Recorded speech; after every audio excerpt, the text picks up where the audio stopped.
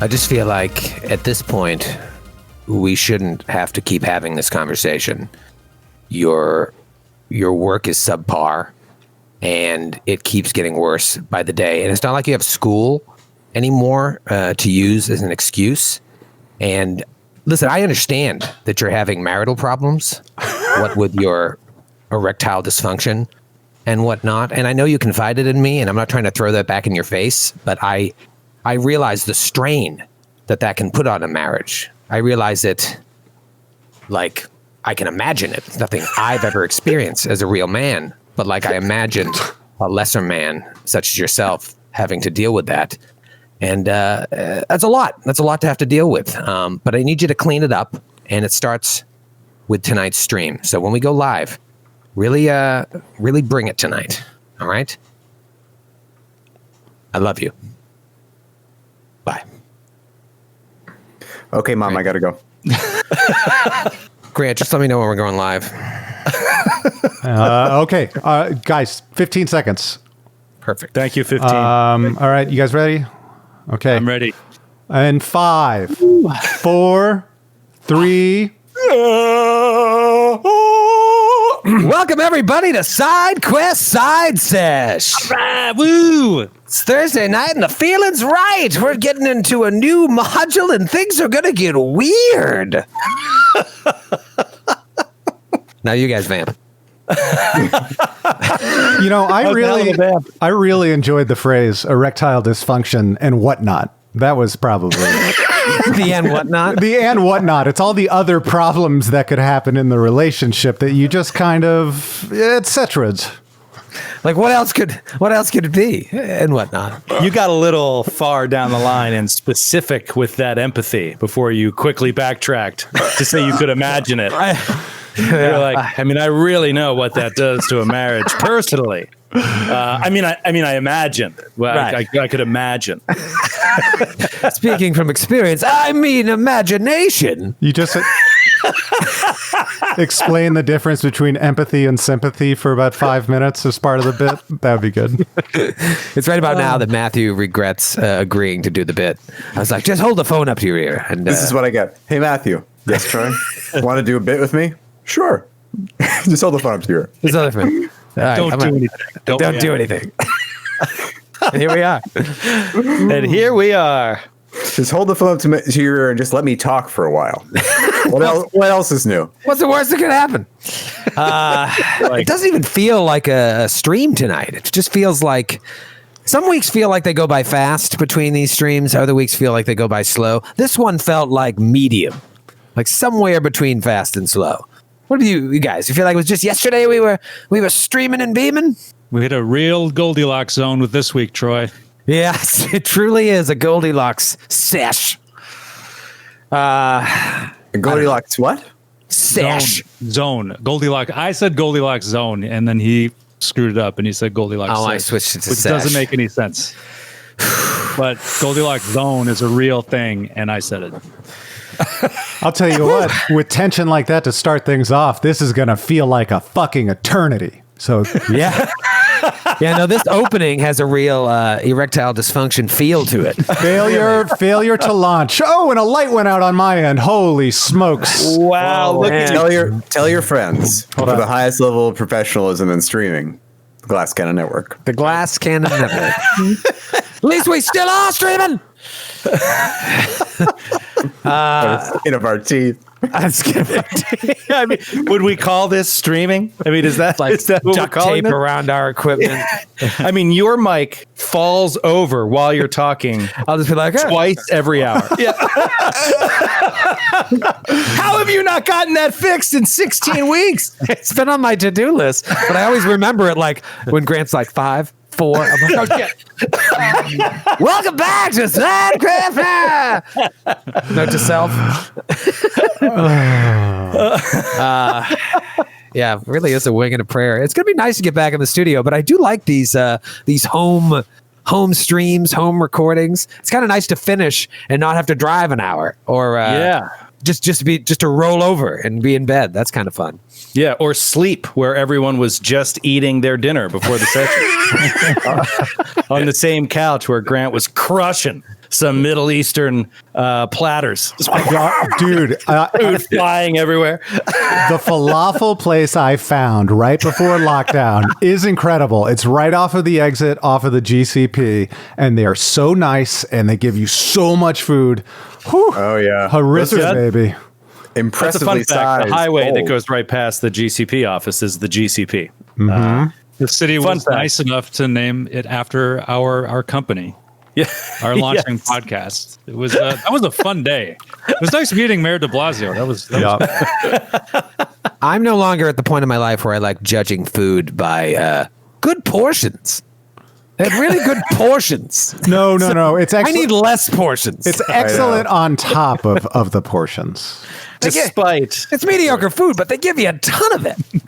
I mean, that is Grant's number one. I have Covered never. in white sauce. It's great. I have never been to a lot of fast food dining restaurants, including Carl's Jr.'s, Hardee's, Cracker Barrel. What are some you've never others? been to a Cracker Barrel? Never been to a Cracker Barrel. Cracker Barrel's a good time. I've never been to General any store? of those either. Sizzler. I've never been to a Sizzler. Cracker Barrel is great for the people watching, man. It is. I think I've been to a Sizzler. Yeah. I've never been to a Taco Bell. what? What? Why do you know the Taco Bell? No. Get You gotta outta run for the here. border right after this app. You got to think outside the bun, Matthew. My dad disallowed it. Your dad wouldn't let you. Oh my god! My dad is a chef, and he was like I don't know. At some point, he had learned something about So, their supply chain. you He was lived like, with your- never. You lived with your dad in college? No, but by the time I got to college, I had absorbed his prejudices against the shitty supply chain for their meat products. That's what. Even when you college is came home for. That's for what the San college- Gennaro Festival. You wouldn't However- against the Taco Bell. However, a friend of mine just made a homemade Crunchwrap Supreme, and I was like, what do you call this? And he was like, a Crunchwrap Supreme, and I was like, no, what is it actually called? And he was like, a Crunchwrap Supreme. That is the Taco Bell creation. But he sent me the recipe, so I'm going to make it at home. It's really fabulous. I'm a cheesy gordita crunch man. The wife is a Crunchwrap Supremer. We the only thing we've ordered out during this entire stay-at-home order has been Taco Bell because my wife demanded it, and I like to add refried beans to my cheesy gordita crunches. My And wife jalapenos. My wife always, when we do taco night or fajita night or whatever it is, always creates her own cheesy gordita crunch. Ooh. We don't really have like the thick bread, like the pita bread that they Right. have, but she'll take a soft tortilla and a hard one, melt the cheese, and then stick the soft to the hard.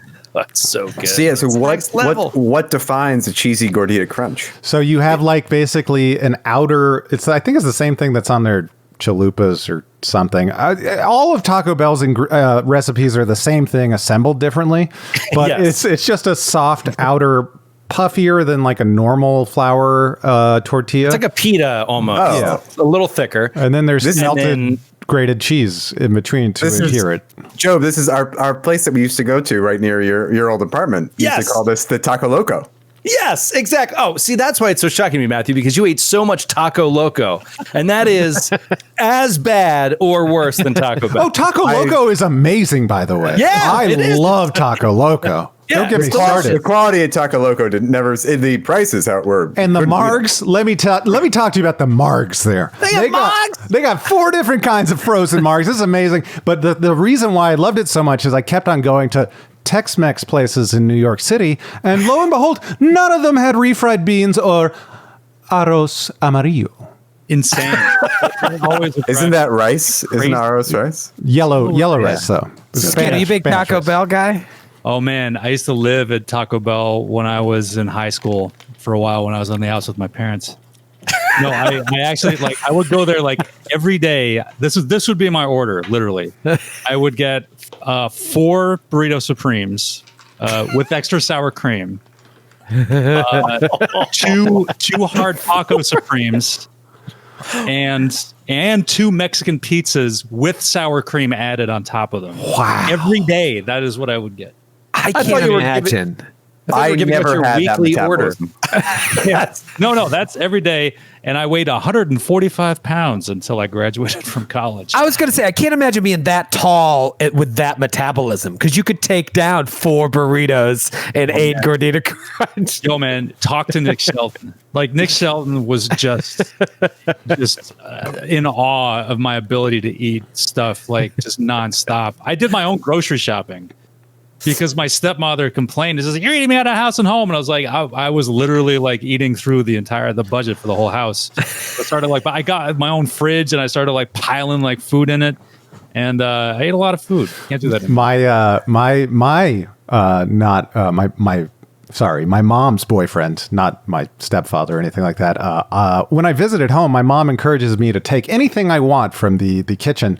However, I happen to grab my mom's boyfriend's big bag of M&Ms to take home with me. And boy, he was furious. So I feel you there. Those rare M&Ms. So hard to find on the East Coast. Can't get them in that part of Texas. Right, in Texas. Last bag at Costco. They get very protective over food. Yeah. It's their one like region that they have control over still when they enter into a marriage with new children. Right. I have my own food, and I'm going to protect it with my life. Damn it! When they kill any kid who comes close to it, eats it, like I don't know what it is. Yeah, well, that's one thing that sucks about not being able to travel is I enjoyed trying the local cuisine in all the cities that we had our Glass Cannon lives. I mean, A Taco Bell in each city. first world problems, but I do miss, like, when we went to Chicago, going to the place that Pequods. obviously Pequods, but there was a place I went to solo because I got in before everybody else. That was supposed to be the best burger in the United States. I feel like it's called Le Chèvre or something. You love that place, didn't you? Oh, dude, it was. I'm getting it wrong, but it was unbelievable, and that's what I would do. Like, I land, I want to get the best brewery in town. I want to get that food that you can't get anywhere else. The one thing I've never had in Chicago is the Italian beef. I've always, because I don't have enough time. It's like I got to have as much deep dish until I vomit. So it's not like I can sub in an Italian beef anywhere because I'm always still full from the pizza. I went to where did I go? I was like the Purple Pig or something, and I was so sick. But I got in like the same night you did, Troy, but a little earlier, and I just went by myself and sat at the bar, and I had an unbelievable plate of pork, and I was so ill and so cold. It's so cold. It's so It's cold. called Au Cheval. We'll go there next time. Cheval. Oh, Cheval. Oh, Cheval. Cheval. Speaking of, oh my goodness, we've started a new module, Segue. and things really went off in role playing La La Land last week, as I assumed they would. You're met by this noble, Nathaniel Lane, Layne.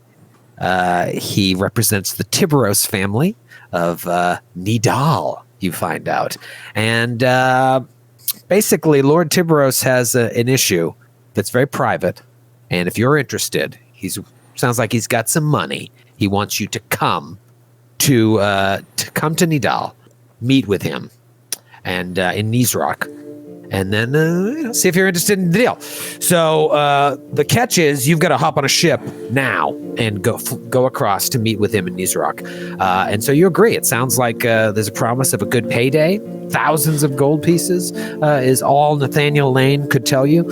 So you hop on this cog, and you head across Conqueror's Bay from Wardle and the Mushvins, heading towards that amazing sounding wharf, which I'd have to look at the map. Nightbinder's Wharf. Nightbinder's Wharf in Nidal. You meet a colorful guard named Arnold Way. And you realize the reason they had a guard aboard is that Lord Tiberos himself was in the cabin of the boat. Not wanting to take any chances, he told you what the situation was on the boat, and then basically said, if you want to do this, hop in that dinghy and take it to shore. We can't be seen with each other. He doesn't want to involve the authorities in this because he's a noble, and this could affect his noble standing. What is this we're talking about? His daughter married a rural baron, comes from a long, storied family out in Karpad in Nidal.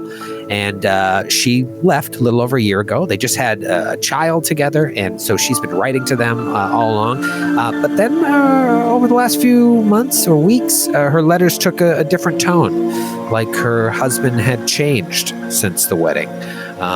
And that she was maybe even worried about him. And then her letters stopped altogether. Now, the dad is like, listen, my wife's nervous about this, but I understand. Marriage, you have a child. It's a lot. It's a lot on both parents, but maybe this is what's affecting the Baron. He's just overwhelmed. I'm more concerned that the letters stopped. So I will pay you for heroes 5,000 gold pieces to go find out what the hell's going on with my daughter. Odds are you're going to go there, you're going to find out she's okay, and you come on back, and I pay you. I'm sure that's how this module was written. So you agree, you hop on the dinghy, and you head in. You have to traverse along the Usk River until you eventually have to get off and walk along a road that runs just south of that river and takes you straight into Carpad. You get there and you see a city much different than Ravenmore. Stone buildings, wooden buildings, thatched roofs. Literacy.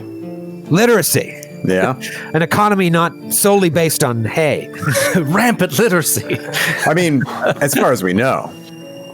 Right. You know what happens when You haven't really talked to the locals yet. We didn't know what read happens when you books assume. with any locals. I didn't bring my flashcards. I can't prove anything.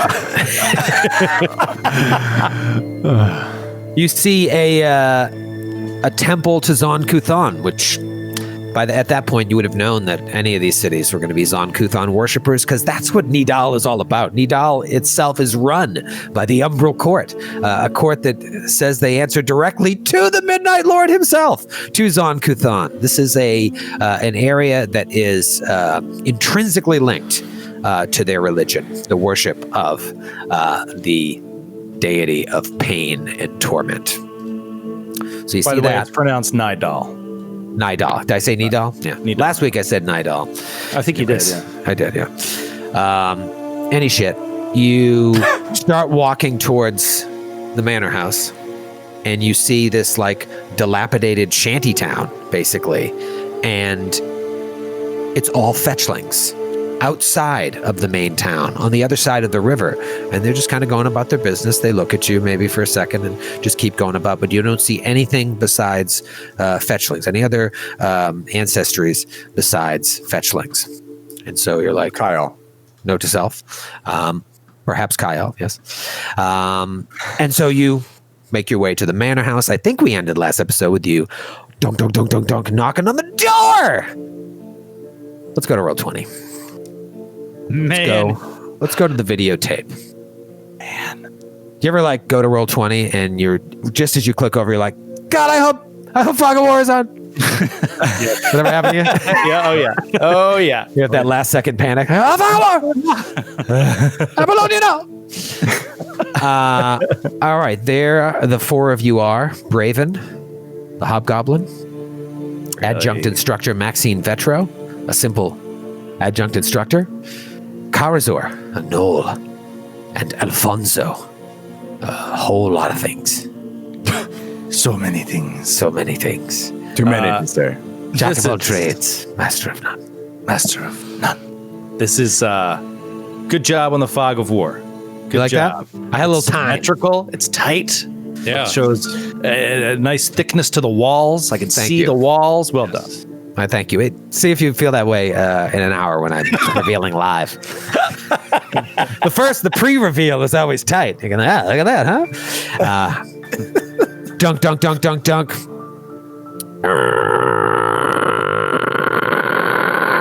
The door opens into Boroi Manor. Shagangankagoo.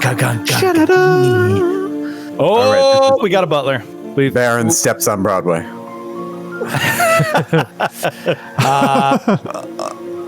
You enter or you look into a large antechamber draped in the Baron's heraldry. You saw this heraldry as you were coming in. A red bear, couchant, against a black sky with stars. portraits of dour-looking nobles. You know, these like Gothic, dour-looking nobles line the walls, and on either side of the entrance, when you walk in, you'll see it better. There are two towering statues flanking the entrance. Stern men with like long, straight hair. They look like things in the crypt underneath Winterfell. The difference being one's carrying a sword and is missing a nose, and the other carries a whip and is missing both ears. Despite the damaged statues, the antechamber is better maintained than the outside of the building. If you remember, last time I said that there was bonfires surrounding the manor, torches all along the intersections of every street, and it's the middle of the day. And the bonfires outside of the building let you see that, like, oh, this impressive-looking manor from afar, it's kind of needs a fresh paint of coat, needs some Swanson's water seal. What is it called? Thompson's Swanson water seal. It's definitely called a fresh paint of coat. A fresh paint of coat. That's how I got dressed every morning. Sorry, I had a Mike's Hard Lemonade with dinner before I streamed. That'll do you for the night. Right to the dome. I like to put on a fresh coat of paint before I put on a fresh paint of coat. I'd like to make it clear to the listening audience that we have flanked the butler from multiple angles. So don't try anything funny. Before we said anything, we charged in the room and flanked the butler. Braven is inhabiting the same square as the butler, just to let him know who's boss. Always breaking the rules, Grant. There's an unwritten rule in this game that when flavor text is being read, the world pauses. So you open the door and the world stopped as this flavor text was revealed, and it felt like it ended. You ran in to the butler. He looks at you. It's a stern-looking man, not unlike the statues. Graying beard, dark circles under his eyes. He answers the door and is like, "Hello. How may I help you?" Oh, this is gonna be awful. Oh, greetings. We are travelers, weary travelers. We have come a long way to see the tapestries. From where? Oh, we journeyed from outside Magnamar. Oh, Magnamar! I hear it is very nice this time of year. It's beautiful. Have you been? I have not. I am confound here as the majordomo of Boroi Manor. Is that your official job title? It sure is. Would you like to see my card? It just says majordomo. What is your name, sir? My name is Laurentier. One more time? Laurentier. I'm sorry, there was a noise over here. That's all right. Laurentier. It's on the other side of the card. Alfonso wipes the spit out of his eye. You turn it over, it says Laurentier. Laurentiou. Laurentier! Majordomo! Extraordinaire! Oh my god. Well, forgive us for intruding, but... Oh, you are forgiven. We were passing through. We were hoping to see the lady of the house if she was in. We have some business with her father, Lord Tiberos, and we thought we might pay our respects. Oh, you would like to pay your respects to the mistress of the manor, the Baroness, as it were. It is only polite. And you say you are coming from Lord Tiberos in Nizrock, no? Yes, well, we have some passing business with him, and he's an acquaintance of ours, an associate. We have served him in the past, and we only felt it proper and respectful to greet his daughter, the Baroness. And his new granddaughter, who no one from Nizrock has seen yet. We'd love to see the child, the beautiful child. Yes, give us the child. I believe you are mistaken. It is a grandson. His name is Malek. Did I not say grandchild? I said granddaughter, you presume, my good friend. Oh, well. It's the style. What is the grandchild's name? Malek. Right. Yes. Volontiers, majordomo. Well, yes, we also would like to pay our respects and honor the heir to the barony. You would like to pay your respects to Marek and honor the barony? All right, come this way. I will take you to the sitting room, and the Baroness will meet you there. Tout de suite. Follow me. Allons-y. And he takes you. Follow me. Allons-y. Allons-y. He takes you down a hallway to the south here. And come, oh yes. And you see that, like, as you turn the corner, there's a staircase leading down that was sort of blocked by a little partition. And as you turn the corner, there's a long hallway with several doors. And he's just like, right this way. And as you get out of the antechamber, you see that the furnishings aren't as nice, so it kind of matches more what's going on the outside. So they made sure to make the antechamber look nice, but it goes back to being kind of not as well preserved as you get outside. And now Keeping with up this appearances. this quick angular turn, let's see if I can make the polygon reveal match Joe's standards. I'm sure it is impossible. You could get a nomination for Best Polygon Reveal if you keep it tight. And the award for Best Polygon Reveal 2020. Whoa! Not great. It's not great. Yeah, the Russian judge didn't like it. But I understand La why. La Land. It's going to need some little cleaning up on the edges and whatnot. I'm sure you can do it during some sort of absurd Skid and Matthew role play that lasts a few minutes. You can tighten that up. Right this way. Come with me. I don't see. He walks you up to a door here to the north, sort of the middle of the building. And he's like, let me just make sure everything is set. And he ducks inside and he's like, yes, come on in. And you see a little sitting room. There's some armchairs and whatnot. It has floor-to-ceiling red wallpaper with floral designs all done in gold leaf. There are armchairs of soft leather surrounding a low glass table set with light refreshments. Looks like cucumber sandwiches and lemon water. There's a glass chandelier glittering overhead, unlit, like the torches and bonfires around town. And the room smells pleasantly musty, like an old library. I don't know about you, but I like the smell of must. Remember when those toys would only come up once a season around the holidays and they would smell like a little like mildew? I always liked that. Is that just me? You had seasonal toys? Seasonal toys. It'd be like, you're not going to play with Christmas Snoopy all year. Christmas Snoopy only comes out after Thanksgiving. What's that smell on you, Troy? Smell it. It's Christmas Snoopy. Snoopy!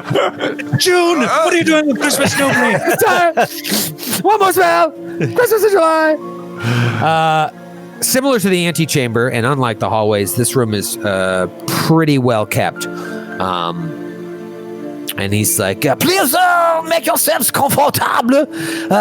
Enjoy some refreshments. The lady of the manor will be with you shortly. Au revoir. And he takes off through the north door. How does he walk? Does he walk like, And is he that's fast exactly what I or does he slow? And He looks like an old guy. He's got this he kind of like an Addams Family type lurch looking guy, but maybe not as tall. He has that kind of face, but he's very jovial. That's just the way in the moment I decided to roleplay him, though. Well, now it's canon that everybody is excessively French in Night All. Yes, that was. I had to choose something. I'll go ahead and add Laurentier, the butler, to your little sidebar there if you'd like to see a Sidebar, side sesh. side Chris, sidebar, side Sesh. All right, so you're in there. Do you partake in the lemon water and cucumber sandwiches? Oh, yeah. But of course. Alfonso immediately eats a cucumber sandwich. Braven will surreptitiously purify food and water over it. He can really only do it to the water, to the lemonade, but he makes a little bit of a show to himself of imagining it feels better on the lemons anyway. purify food and water. That would be an insult to the chef if he was watching. Yep. And then he adds a lot more salt and pepper. You see, like, there's a picture on the wall of a noble, and the eyes go. Oh, sacre bleu! Can we do perception? On Yeah. Do some perceptions. 20. Ooh. 19 for Alfonso. 21 for Braven. All right, so you roll pretty well, and you don't see really anything out of the ordinary here. It looks like it just hasn't been used recently. So maybe they're not getting a lot of visitors. That's really all you could surmise. But yeah, it was set up like it was having visitors. You know, it could very well have been that when they saw you coming, they got this prepared as you were walking up the way just to be safe. Who knows? After a few moments, the door that Lord Tiberos walked out of opens, and a woman appears. She is a rather delicate, thin-lipped looking woman. Her features are almost bird-like in that she's, extremely thin, I guess, but it's more, and not like malnourished. She just has very bird-like features, very pointed features, her ears, her nose. But she has this long curls of auburn hair, which curl across the shoulders of her finely embroidered gown.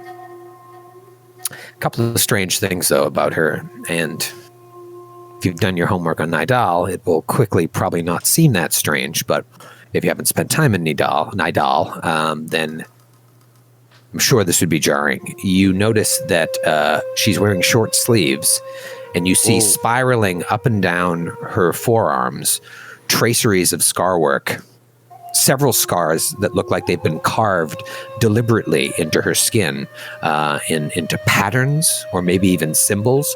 She's completely covered from wrist all the way up to the shoulders of her dress in scars. You also notice on her right hand, her pinky and ring fingers have been removed right above the first joint. Ooh. Despite her demure and rather off-putting appearance, she greets you, not unlike Lord Tiberos, with a strong voice and a warm laugh. She's like, "Good evening, lady and gentlemen. What brings you to Carpad, and what brings you to Boroi Manor?" Do we have the honor of addressing the Baroness Boroi, Anya, the Baroness Boroi, lady of the house? As a matter of fact, you do. And who might you be, my lady? My name is Maxine Vetro, adjunct instructor of anthropology. Oh. And no one else. And no one else. Just that one person. I didn't have a follow-up question, but that is good to know. In case you had any doubts, we wanted to put it to rest. I do now. Fear not, I am just me. Are you an instructor at the academy or some other université I might know? I freelance. It's the life of an adjunct, really. I just live to serve my students and further my research. I'm writing a book, you'll be pleased to know, about a very specific werebear. Oh. Hello, here, bear. That's the joke. Put that in the book as well. That's a joke. My name's Karazor, by the way, and I am occasionally a bear, as the book will point out if you bother to read it. I don't know if you'll even read it. Well, no, you must send me a copy when you are finished. We'll send you a copy. I'm just like, is it just going to sit around gathering dust in this enormous house? Or are you actually going to crack it open and read it? I will, of course, read it. I mean, I have other things to do. I cannot make it a top priority. Oh, but of course, it's so busy. Can't read the poor Noel's book, even though he turns into a bear once a month. Oh! Don't Send me a copy. I'm If no you would longer mind interested. pre-ordering it at your local indie bookstore, that would be much appreciated. Yes, I'm pre-ordering it. shopping online.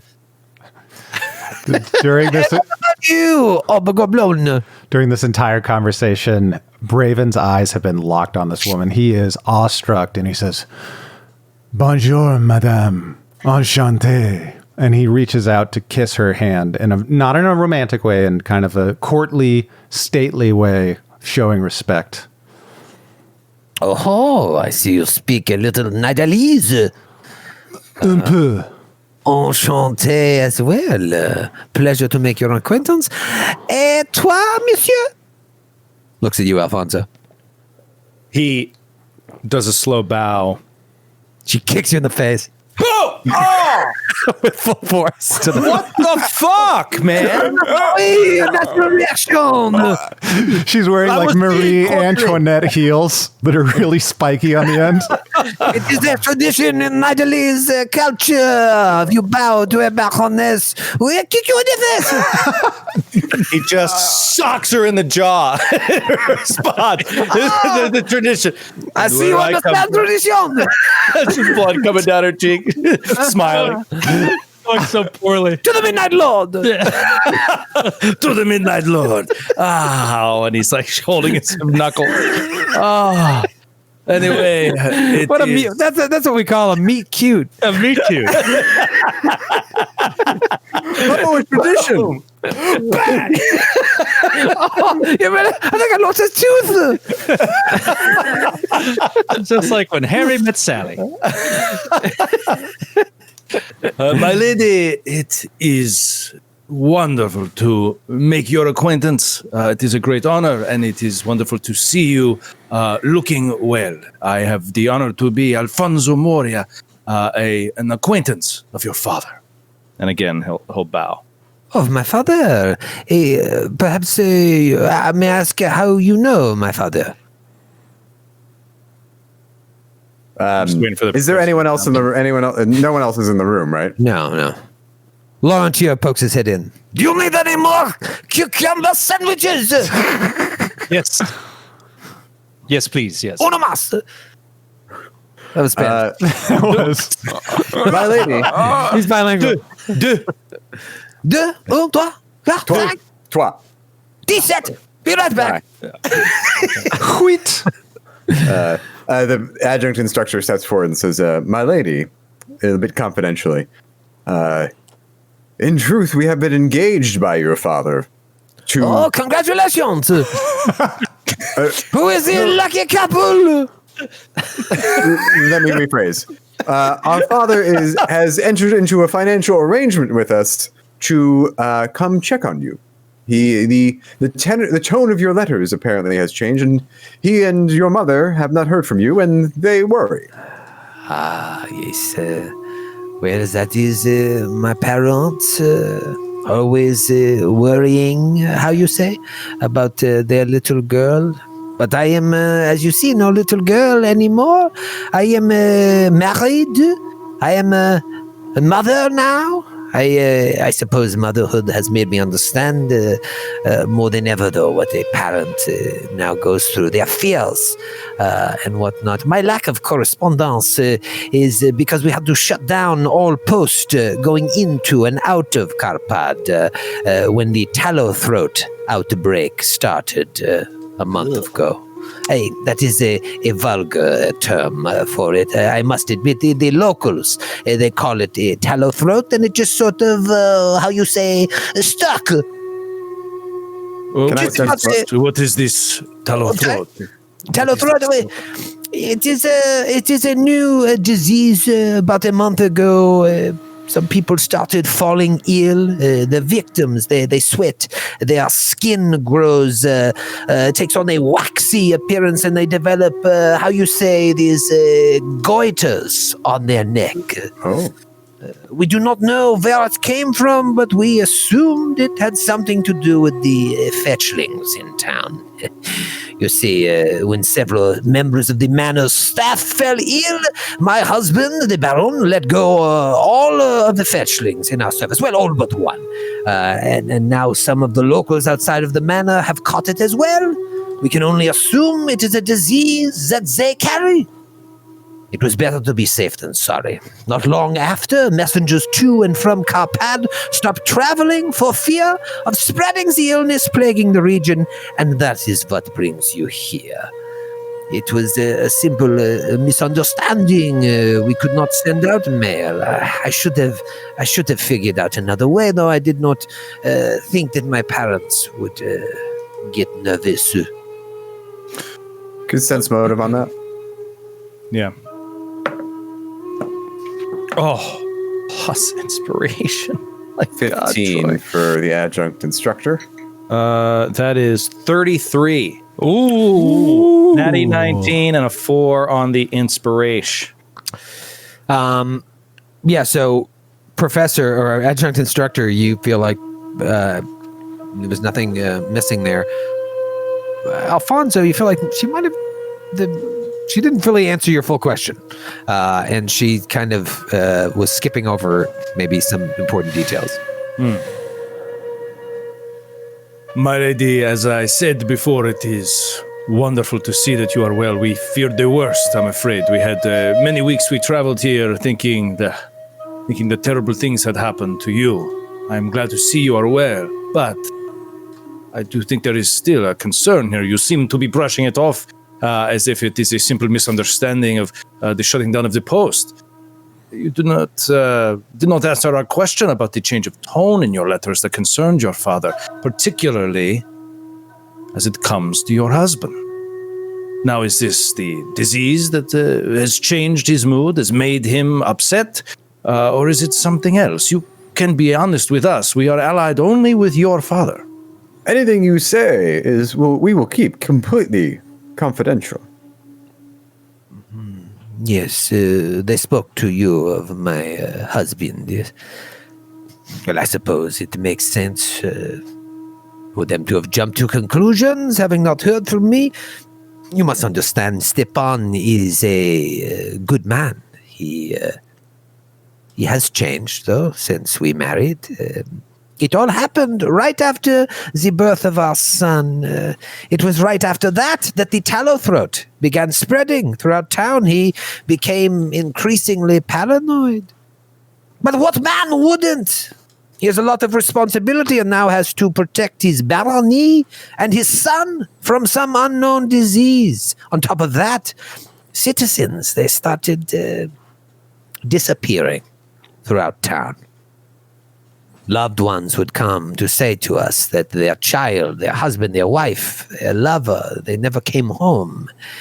Was there 1 minute and was gone the next. You take all of this, the disease, the disappearance of this, all of this contributed, no doubt, to my husband's growing fears. He holds the weight of the city on his shoulders, the weight of his ancestors.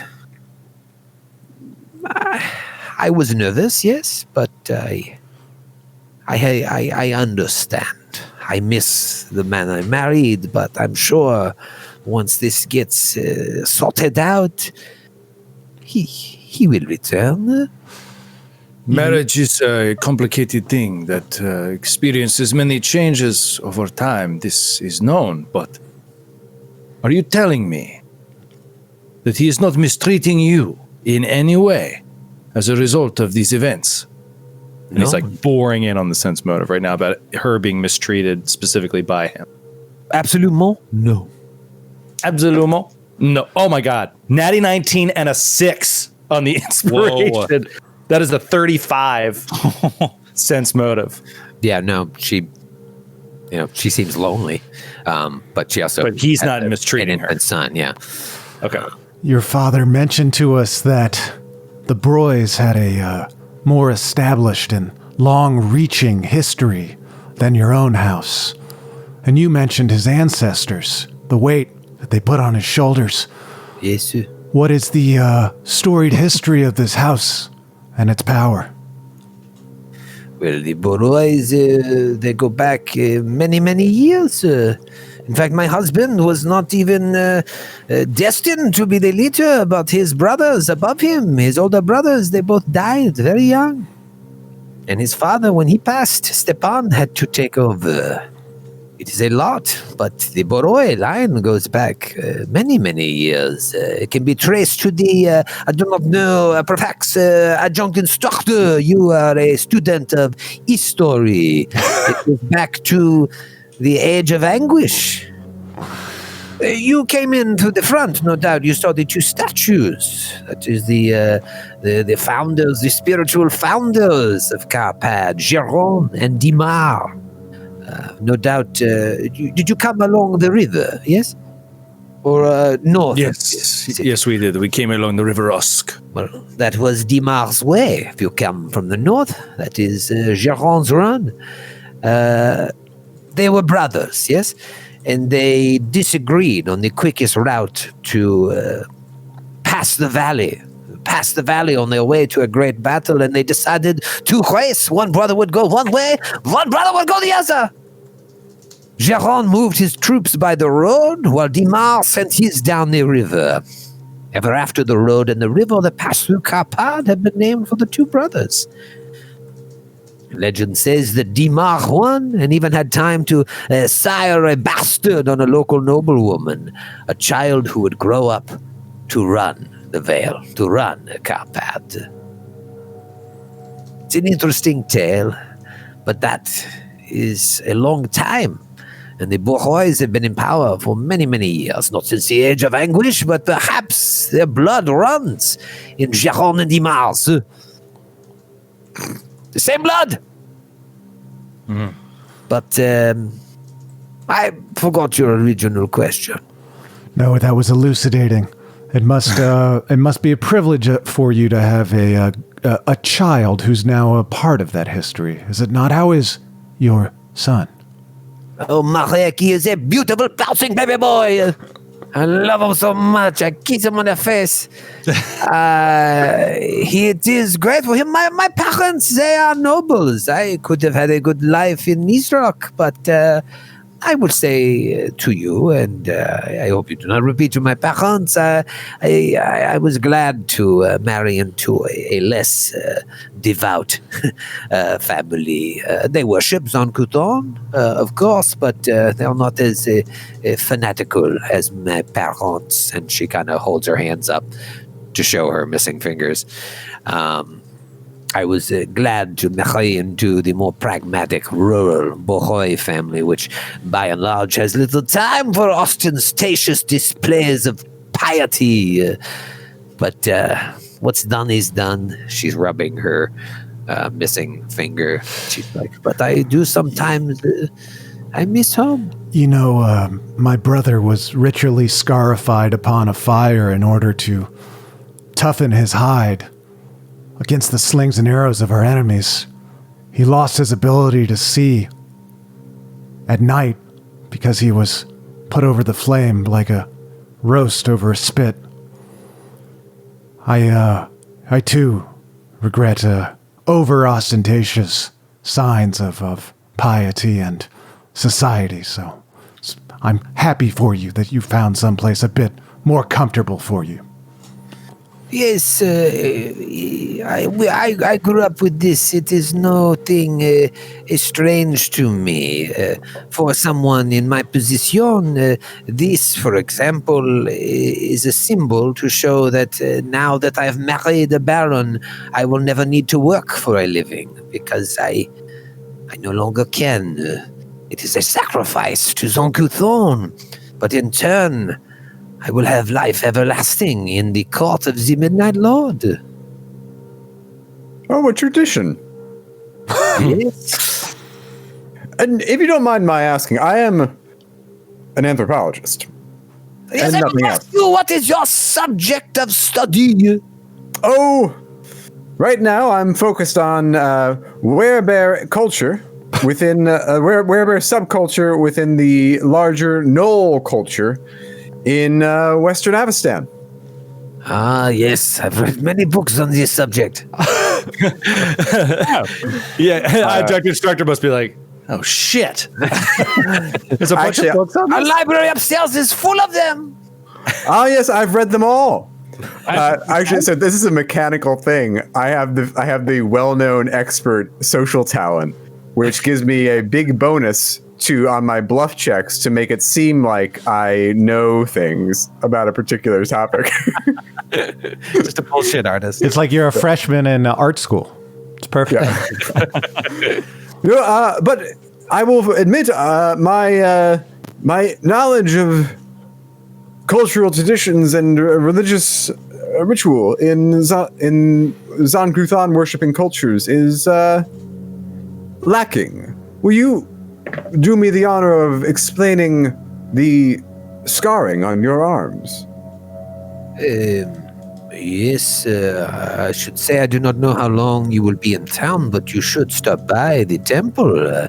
It is there you will get a first-hand look at the majesty of the Midnight Lord, and you probably can learn more there than you can from me. I have probably forgot more than I ever learned, but the scarring, yes, it is a symbol of pride.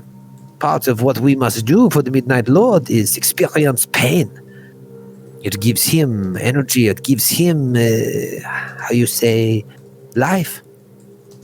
And it brings us life as well, and pleasure. Not to be rude, but did it ever occur to you maybe trying Methodism? Or the Anglican Church is pretty forgiving? I don't know. But what was it that drew you to this religion that demands that you cut off parts of your body and scar your flesh? I was born into it. My brothers and sisters, they have the same scars. My parents, you said you met my father. If you were to see him at the beach, he's covered.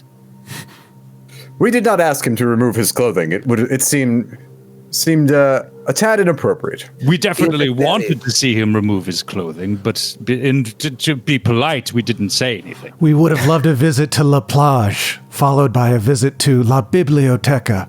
Oh, wait. How about the Boulangerie Patisserie? We could have gone there as well.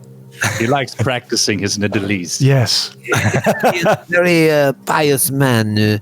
He is covered in scars and has had many parts of his body removed in service to Zon-Kruthan. That is what worship entails. Well, I have to say, and meaning absolutely no offense to you or anyone else, your religion sounds really crazy and stupid, and I don't know why anyone would want to do it. You are too kind. I'm curious. You say that your husband Sounds really, really crazy and stupid. I don't mean to be rude, but Oh.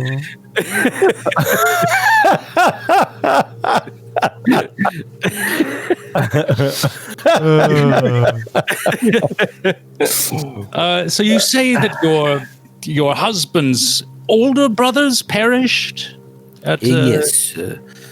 I never met them. I married the Baron after he had taken power. I never even met his father, who passed away after his brothers. But that is no doubt weighing on him as well. He probably feels that he owes it not only to his father, but to his brothers. At least his older brother, whose barony this would have been. Oh, yes. I imagine he must feel terrible, bereft of such beloved relatives and left with naught but wealth and power.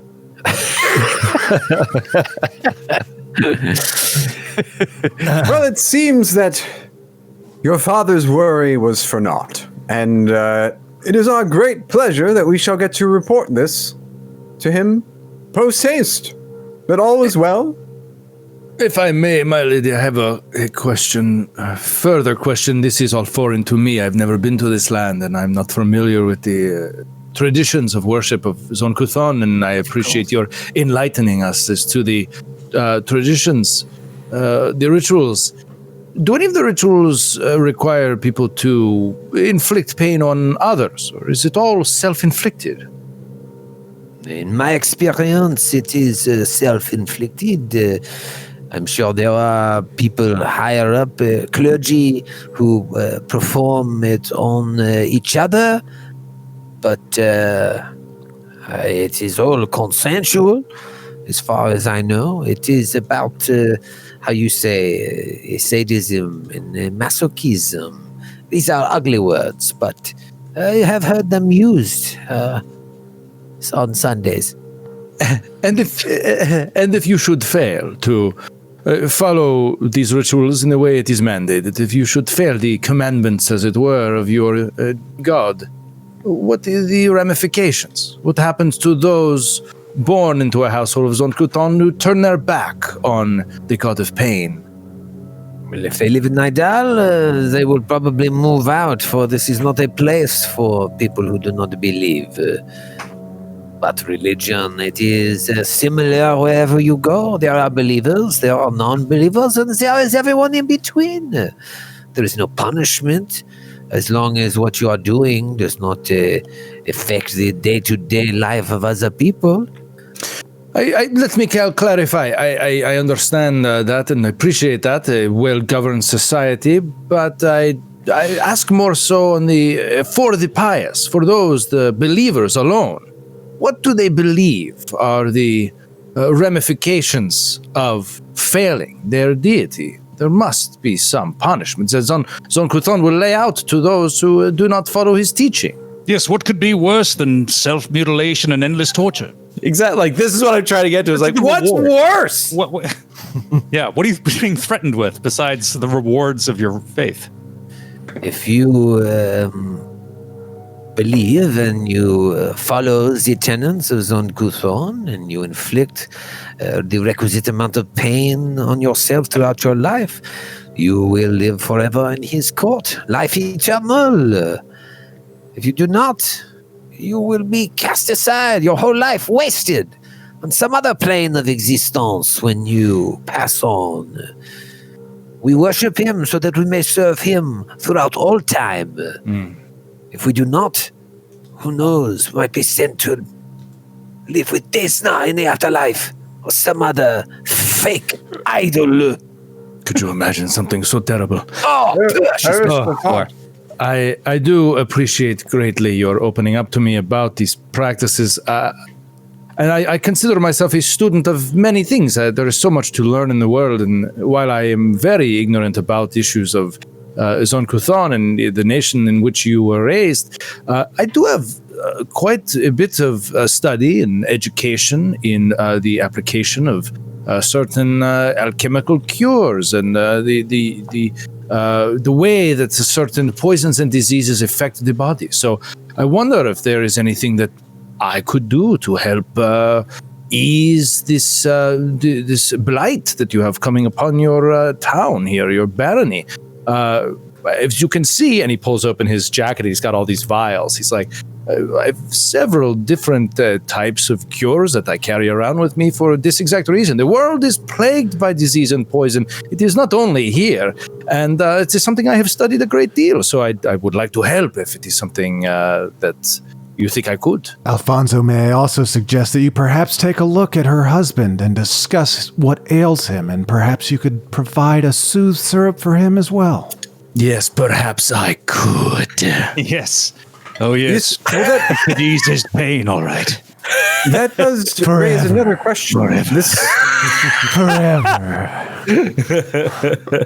That does raise an interesting question regarding the tallow mouth disease. Tallow throat. Tallow throat. Excuse me. Fruta. You said your husband removed the fetchlings from your household. What do you have reason to believe that the disease began in the fetchling community? When my husband first said it, I thought it was my little front door, to be honest. But when he removed them, The disease, it did not spread anymore within the manor. There is still one fetchling here on our service, but the rest, they have been cast out. And when they were cast out, this disease, it spread throughout town. So 1 + 1 = 2, you know? But what was the initial... From where did the idea to cast out the fetchlings come? Were there fetchlings in your household suffering from the disease? I'm not exactly sure what happened, but my husband made the decision, and it is not my place to question it. He's a wise man. He spends hours upstairs in his library and his study looking over books and whatnot. He no doubt saw something that led him to believe that the fetchlings were the carriers, perhaps. And we are not sick. We do not have goiters and pale appearance. So perhaps he was right. You two bring up an interesting point.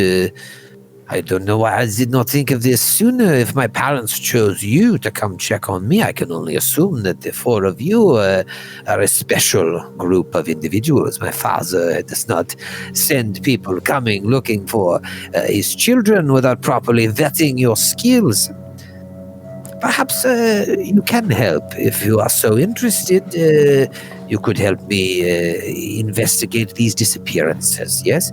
And even this mysterious disease, this tallow throat, and perhaps put an end to both in order to restore Carpad to peace and my husband to sanity.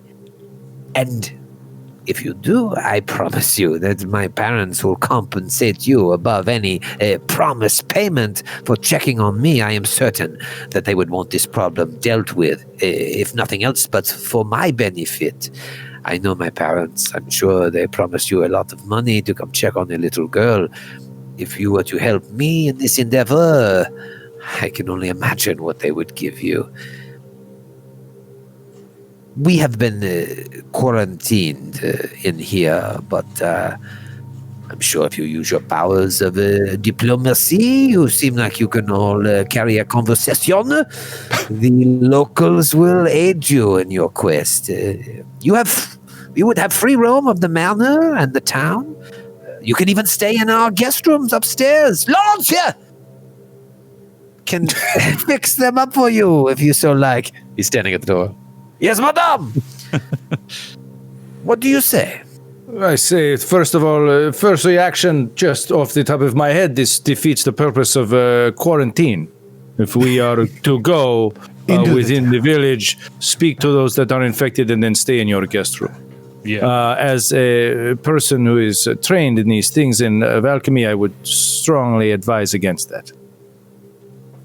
That is just one opinion. I understand, but the situation, it is not going to take care of itself. Maybe you could come and go into the guest rooms, and when we know you are coming, we will go hide in our rooms, and we can talk through a sheet.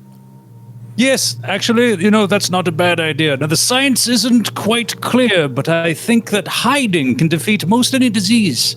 And sheets, well, I've yet to see a plague that can pass through a sheet. Then it is settled. It is settled. We will devise some way to communicate. Not so fast.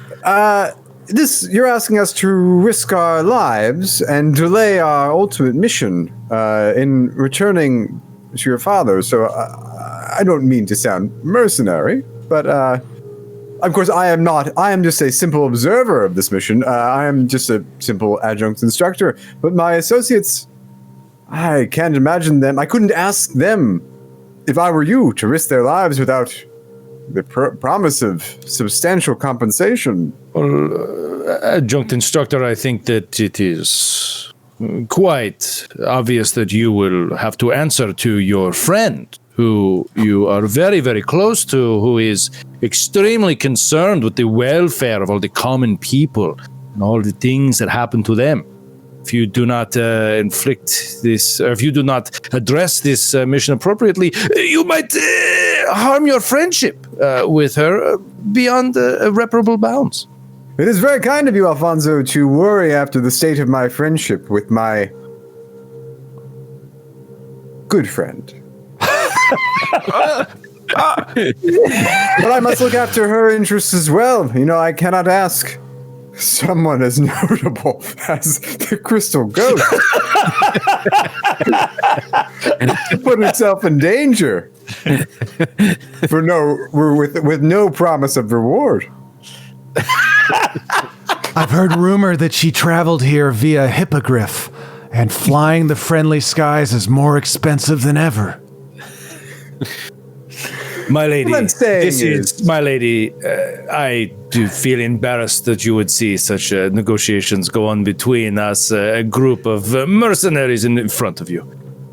If perhaps we could speak privately and decide how we want to pursue this.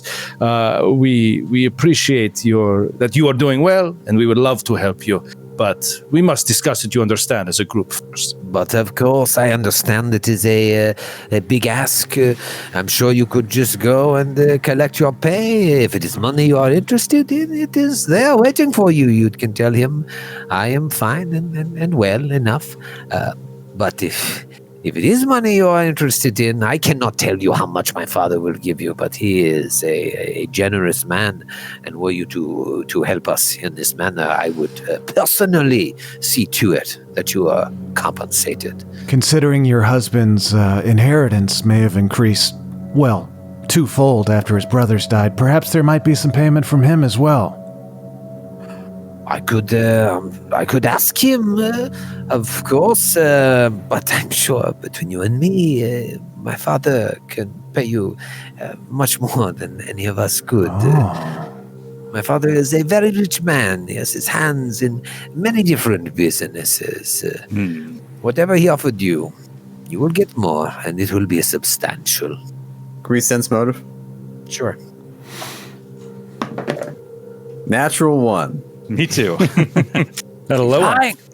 15. Tell the truth. May we have the sitting room for a moment? Yes. Laurentier, come with me. All right, madame. You hear him. Should I get the guest rooms already? Close the door. Oh, just before she leaves, just before she closes the door, Alfonso's like, My lady, one last thing. Oui. Your husband, the way he has thought about and addressed this situation, you are right. He may be right. We do not know, do not have the information. But it is always your place to question. It is always your place to doubt. Don't ever forget that. Well, if I am showing signs of doubt and questioning, I would just ask your discretion. Should you speak to my husband, yes? Of course. And this rule doesn't apply to us. You must never doubt or question us. Yes, I should have made that clear. We are the exception. Only your filthy rule. dirtbag husband. Yes, only to your husband. I see. All right. Yes, that is good.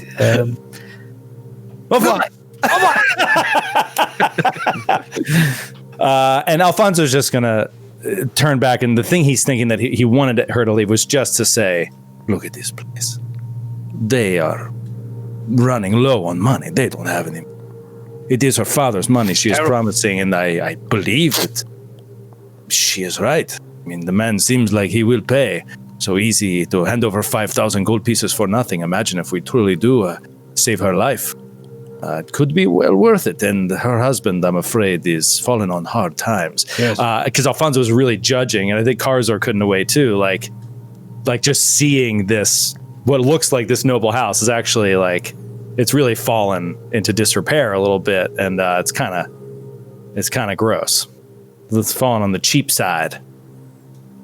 It's like one of those old families. It's supposed to be worth 1 million gold pieces. The father dies, and turns out there's nothing but debt. Right. Seen it 100 times. Put it in the book.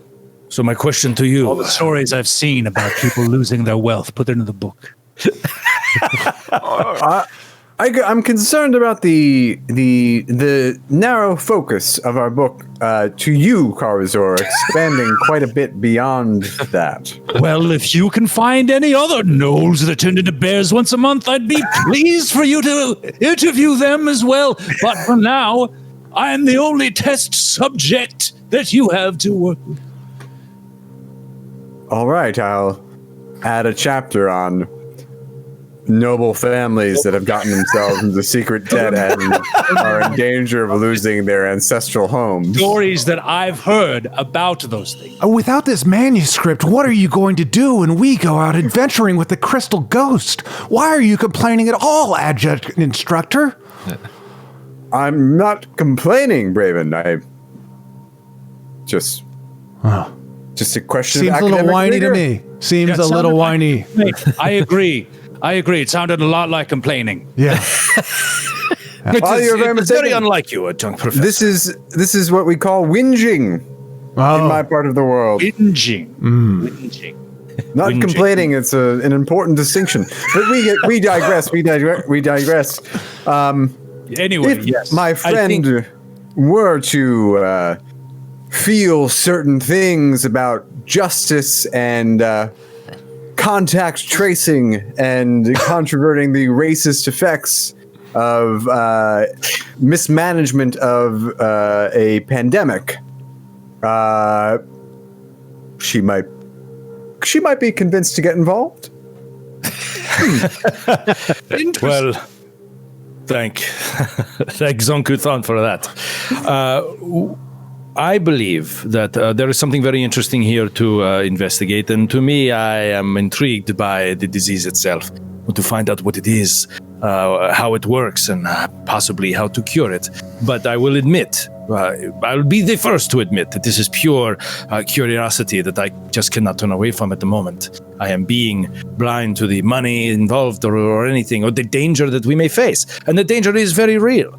But I will leave it to you to decide, because I feel that I am biased in this. I am too intrigued by the subject material. She comes back in. Are you done? I didn't want to interrupt. I heard lots of complaining. I believe what you heard was whinging. It's called whinging. Oh, I do not know whinging. the word. I only know complain. Whinging is somewhere between a whine and a lament. Closer to the lament than the whine. I do not care. What have you decided about the offer? We have decided that we would like another round of cucumber sandwiches. Oh, you will have it. Lord, more cucumber sandwiches, and I believe our guests will be staying, no? Well, I believe we should stay at least tonight. We are really from the road, and before we are exposing ourselves to the village and a possible disease, we should stay in a comfortable bed at least one night. We should also pay our respects to the Baron and the heir apparent, of course. Yes, the Baron. Laurentier, and she just says to Laurentier, kind of whispers under her breath, get the rooms ready. It's just the Baron. And he goes off.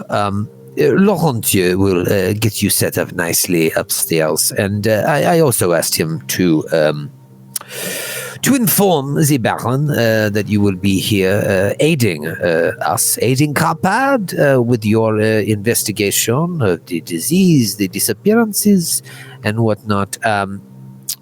Should you come across the Baron in your travels, I would perhaps, leave him be.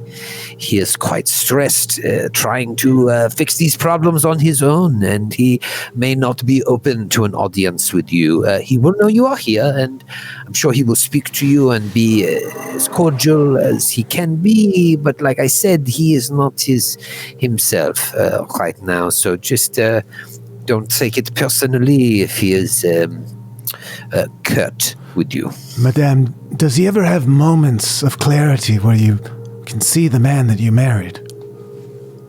She just kind of looks down and she's like, these are difficult times. He is, I believe he is racked with guilt that somehow the decisions that he have made have caused these problems. Perhaps it is Zon Kuthon looking disfavorably upon him. That is probably just my father talking. But you have free roam of the house. You have free roam of the city as well. And should anyone give you trouble, you just tell them that you are working for me, the Baroness, and Baron Stepan, and they would leave you be. And I will be here or with Marek upstairs, and you're welcome to see me. Of course, we will put up a sheet, and all shall be well. Well, thank you, madam. And I must say that you, so far, have been a very gracious hostess, despite your grotesque, bird-like appearance. I am pleasantly surprised. Oh, you are too kind. You make me blush. And then she eats some seed off the ground. She sees a glass of water and keeps on dipping into it endlessly. Oh, I'm getting very tired. Please eat the cucumber sandwiches. Enjoy yourselves, and Laurent will show you to your rooms. I have to take a massive, how you say, dump. I will see you later. And she leaves. Yes, that is how you say that. Merde. How you say dump? Incredible mastery of the colloquial common tongue. Surprising. Just come up with that like that. Oh, it's really bothering me. I'm sorry to be rude, but I must. Don't let us keep you. Oh, I gotta go. All right. Meet you, and she leaves. It gets awkward at the end there as she stumbles out. That was a bit strange, wasn't it? Well, do you think we actually will get any sort of audience with the Baron? Seems reluctant. There seems to be more going on. And in fact, as long as we're doing advanced mathematics here, sounds like the troubles seem to coincide with the birth of the young child. Yes. That is true. Not saying there's causation there, but there is correlation. We are not eliminating any suspects at this stage. In fact, I think the child is our chief suspect.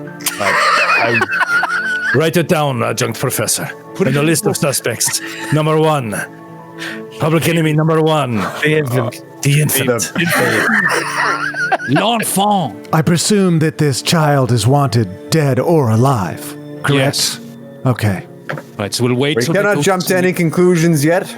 Nope. We may have to kill the child to prevent the spread of disease. Unfortunately, this is probably what we're going to have to do. So steel yourselves. Remember, this is for the greater good. All right, well, good night, everyone. I do find it It's 1 o'clock in the afternoon. I do find it somewhat strange, even though they worship Zankuthan, that the clergy in this town, or at least it wasn't mentioned, aren't involved in trying to find a cure to this tallow throat. In my experience, the pious are usually involved in alms for the poor and healing the sick. Should be working on a cure for this religion that they have. You're right. Damaging thing. They'd be out of a job, though. That's true. So, Where do you suggest we start investigating this disease? I think we go to the ghetto. That is where you're going to find the sickest people, right? The shanty town you're referring to? Yes. The fetchlings, the Kayol. We go there, speak to whoever is in charge, and find out what's really happening here, because they are going to be the ones who tell the truth. Not Given the reactionary response of the Baron, I must agree, I suspect that there's something else at play here. I will say I myself am keen to take a good close look at this library they mentioned. And don't forget there is the chapel of Zonkuthon. We could learn even more about their stupid and crazy religion. Yes, they're wrong-headed. Stupid faith. Well, if it is that early in the afternoon, perhaps we should head down and chat with some Kyle to get some much-needed perspective on the situation. I like this. I'm curious to speak with them. Karazor, I am with you. Who is with us? Braven! give me a second. I had too many cucumber sandwiches. And then he just lets out a disgusting hobgoblin cucumber fart that just fills up the whole room. What a shame. I've used some more protein, and that was a lot of carbs and just water, basically, from the cucumbers. It's not a hobgoblin's diet, okay? Laurentier walks in. He's like, oh dear God. Mon Dieu! As if the mongoose has got out and died somewhere in the room. I'm so sorry. But let me take you upstairs to the guest rooms, yes? No? Yes, that would be great. Thank you so much. Laurentier! Oh, you are very welcome. Follow me. Suivez-moi. And he takes you outside to... Outside? No, guest house? outside of the room to that staircase that was right outside the door. You see right. Yeah. Obviously, when you came in, there was a staircase going down to the right of the entrance in the antechamber. This is a staircase leading up. And up, he takes you. If you direct yourselves to the right side of the map, you will see where you end up. You see that? If you want to move your... Oh, someone... Braven, I think, saw it. Brave one. I could really go for a craisin right about now. I see. Takes you upstairs, and there's a door directly to your left. And then it looks like there's two doors side by side down the hallway. And then you see the hallway ends, 40 feet or so, maybe more, 60 feet straight to the north, with another door wraps around. And it's like, the guest rooms are this way. If you do not mind, please be very quiet. The Baron is in his study right now, and he points to the door right, the second door on the right. Oh no, the first door on the right. It's like, the Baron is in his study. I believe he may be in his library, and he points to the second door. The study or the library, I am not sure, but just to please, he is very busy. But your rooms are just to the north. We have 3 rooms, so 2 of you will have to bunk up, as they say. But you are welcome to them, and they are all set. And you let me know if you need absolutely anything, because I'm Laurentier, the Majordomo. Au revoir. And he leaves and goes down the stairs and just leaves With you. a flourish. And the hallway is, au revoir. There's obviously a door to your left. He didn't say anything about that, but he said the Baron is most likely in his study, the first door to the right, or the library, the second door to the right, and then your rooms are to the north. Can I listen at the door to the library and the study? Sure. First one is the study, so go up and roll a perception check. 23. 23. You hear like paper flapping, flap, and then like...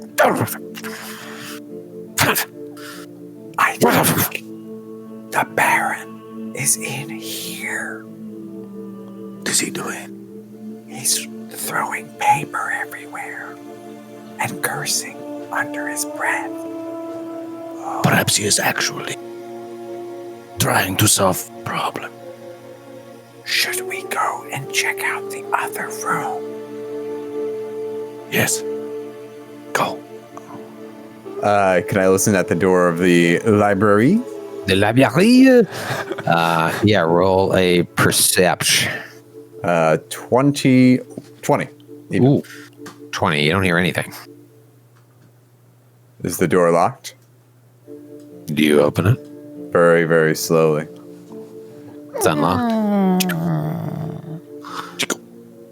You open the door, and just like Laurentier said, you see a library. The walls are lined with bookshelves. Looks like it's filled with folio editions in various stages of decay.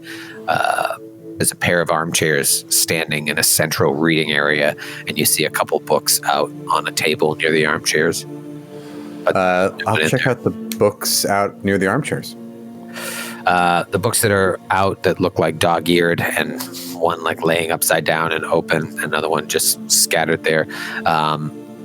There's 3 of them that look to kind of jump out at you. One is called A Short History of the Us Clans. The other one is a crumbling, really in bad shape, probably because it's really old, first edition copy of Zon Kuthon's Holy Text. And another book called Sojourner in the Sunless Waste.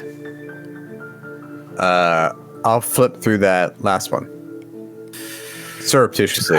Right. You're just kind of going through it, and it looks like a series of accounts of journeys into the shadow plane that purport to have been originally written during the Age of Anguish. You just keep turning, and you just see mention of the shadow plane constantly. Anything else in the room? Like, I can roll perception if you want me to see. Sure. Yeah, I'm going to perceive too, just digging around. Looking for secrets, secret doors, secret books to open secret doors. Perception. 25 perception. Yeah, you don't see anything else really of import. If you start looking through some of the other volumes, you'll like touch some of them and they'll start to crumble in your hands. And you're like, shit, what am I doing? This is like some old stuff here. You don't want to fuck it up. But yeah, you don't see anything secret or out of the ordinary. Can I take the texts of Zon Kuthon? Yeah. Can I open that? Yeah. I start. Karazur starts thumbing through it, shaking his head and chuckling derisively as he does. So it's called The Umbral Leaves, and you start reading it, cursory glance, and you realize that it's all written in blood and that the pages are made out of flayed skin. That's messed up. And so you're like, Okay. all right, one more page. No. It's pretty grisly. Wow. We need to find a vegan copy. I know. A kosher copy. I think Braven is in the other corner, and he finds a book that you're not sure what it is at first, but he flips through to a page, and he starts reading out loud, and he says, "Whinge, intransitive verb, to complain fretfully, huh? Complain. Complain. Wow. The infinitive of complain. The you first can always- thing in the entry. Fretfully, yeah. Wait, is it number one? It's the number one Yeah. definition. Yeah, it's I don't know who Merriam-Webster is or what Britain is, but Wait, where does it say don't know lament? who either of Which those one? two- Which definition contains the word lament? I don't see any. But I have some cinnamon and some synonyms here. To beef, to bellyache, to bitch, to bleat. To carp, to caterwaul, to complain, to crab, to croak, to fuss, to gripe, to grizzle, to grouch, to grouse, to growl, to grumble, to grump. The adjunct instructor scans the volumes until she finds a copy of one Infinite Jest and flips to page 441. Whinge. East Canadian idiom for vigorous, high-pitched complaining, almost like whining, except with a semantic tinge of legitimacy to the complaint. A semantic tinge of legitimacy. And then she I takes... feel like that every time I complain. That's exactly how I feel. Like I have certain legitimacy. and then she snaps the book shut on Braven's face. Oh, listen, friends, we can argue all night in this trans-dimensional lending library, but I think the important thing is that we burst into that man's study and wrestle him until he tells us something useful. I mean, we could, air quotes, accidentally walk into the study. True, sir. I thought this was the library. I thought this was my room. That Lord too. He is maybe he's getting sick. I thought the baby was in here. Is this the bathroom? I love it. Let's do it. Let's do it. Let's do it. It'll be like an old college prank. So what do you want to do? Burst into the study, and as if we were searching for the bathroom. Yeah. Burst in the study, but to see if you're searching for the bathroom. Okay. So you go out into the hallway. Into the next door, and you go to burst in, and the door's locked. But you obviously jostle it, and you hear a voice say, "What? Go away! I'm very busy." I'm sorry. We have to go really badly. Will you be done shortly in the lavatory? We have traveled a great distance. And we had too many of those cucumber sandwiches. This is not a lavatory. Get out of here, please. What? I'm very busy. It's not a lavatory, you say? No. So then where is the lavatory? Could you emerge and direct us to a lavatory, please? All four of us really have to go quite badly. You hear stomping towards you. Unlock it. The door opens up, and you see a guy standing there, and he's just glaring at you. He's of average height, so some of you are taller than him, but he looks pretty sturdily built. Clearly, he finds time to work out. His face is clean shaven. He's got black hair, neatly cropped. It's kind of got like almost like a Caesar cut. Kind of like a Caesar cut. Honestly, even though he used it before, he really looks like Billy Zane. He's wearing muted versions of the heraldic colors you've seen come in, red and black. And they set off his clear, very intense blue eyes that are now glaring at you. He's obviously angry, but he also is like looking beyond you as well. And there's a deep sadness there. It's like, the guests. I'm very busy. And he just turns around and goes back and sits down and is just like poring over tomes. The lavatory, sir? The bathroom downstairs outside. Can you not see I am busy? My wife, she informed me that you would be coming, but I am very, very busy right now. There's much going on in Carpad. She tells me you are here to help, perhaps. Maybe you should go and help. Yes. Will you pay?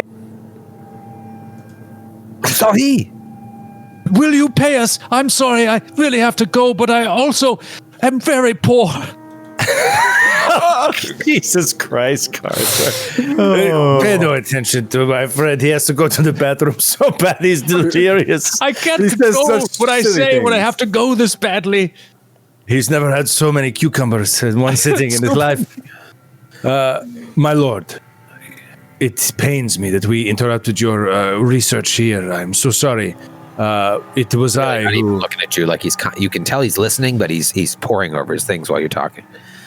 It was I who spoke to your wife about helping you with this situation that you are in. I am trained in the arts of alchemy, and there is a possibility I could understand something of which you are reading that could tip me off to a clue as to how to cure this plague that has settled upon your barony. I am here for your aid if you so seek it. You're here for my aid. You're here for my aid. I wish she would consult me on these things before she brings in outside investigators. But no, she thinks I am crazy. Yes? She did not call for us. We came of our own volition. We heard of the plague here. Yes, but here you are. I did not ask for you, and you are here interrupting me. You will pardon me if I am not a gracious host, but my city, Kapad, she is falling apart. I do not have much time for niceties, for hospitality. My father, my brothers, they would be ashamed. The shadows have come to life, huh? They're fetchlings. They are planning some sort of uprising. I can see it. I just know it. And to top it all off, an intelligent disease has arisen out of thin air, meant to destroy not only my subjects, but my family as well. So you will pardon me if I do not have time for these pleasantries of, oh, nice to meet you. Thank you for helping me. My lord, we represent Lord Tiberos. We come here under his instructions. And now your wife has engaged us as well. We can only be of assistance. And if your barony is under as great a threat as you say, engaging the Lord Tiberos to assist you would only help, would it not? We are here merely servants of his wishes, and can be of great assistance to you in this moment of great fracas. Fracas. Can I roll diplomacy to improve his attitude towards us? Sure. 23. Ooh. 3.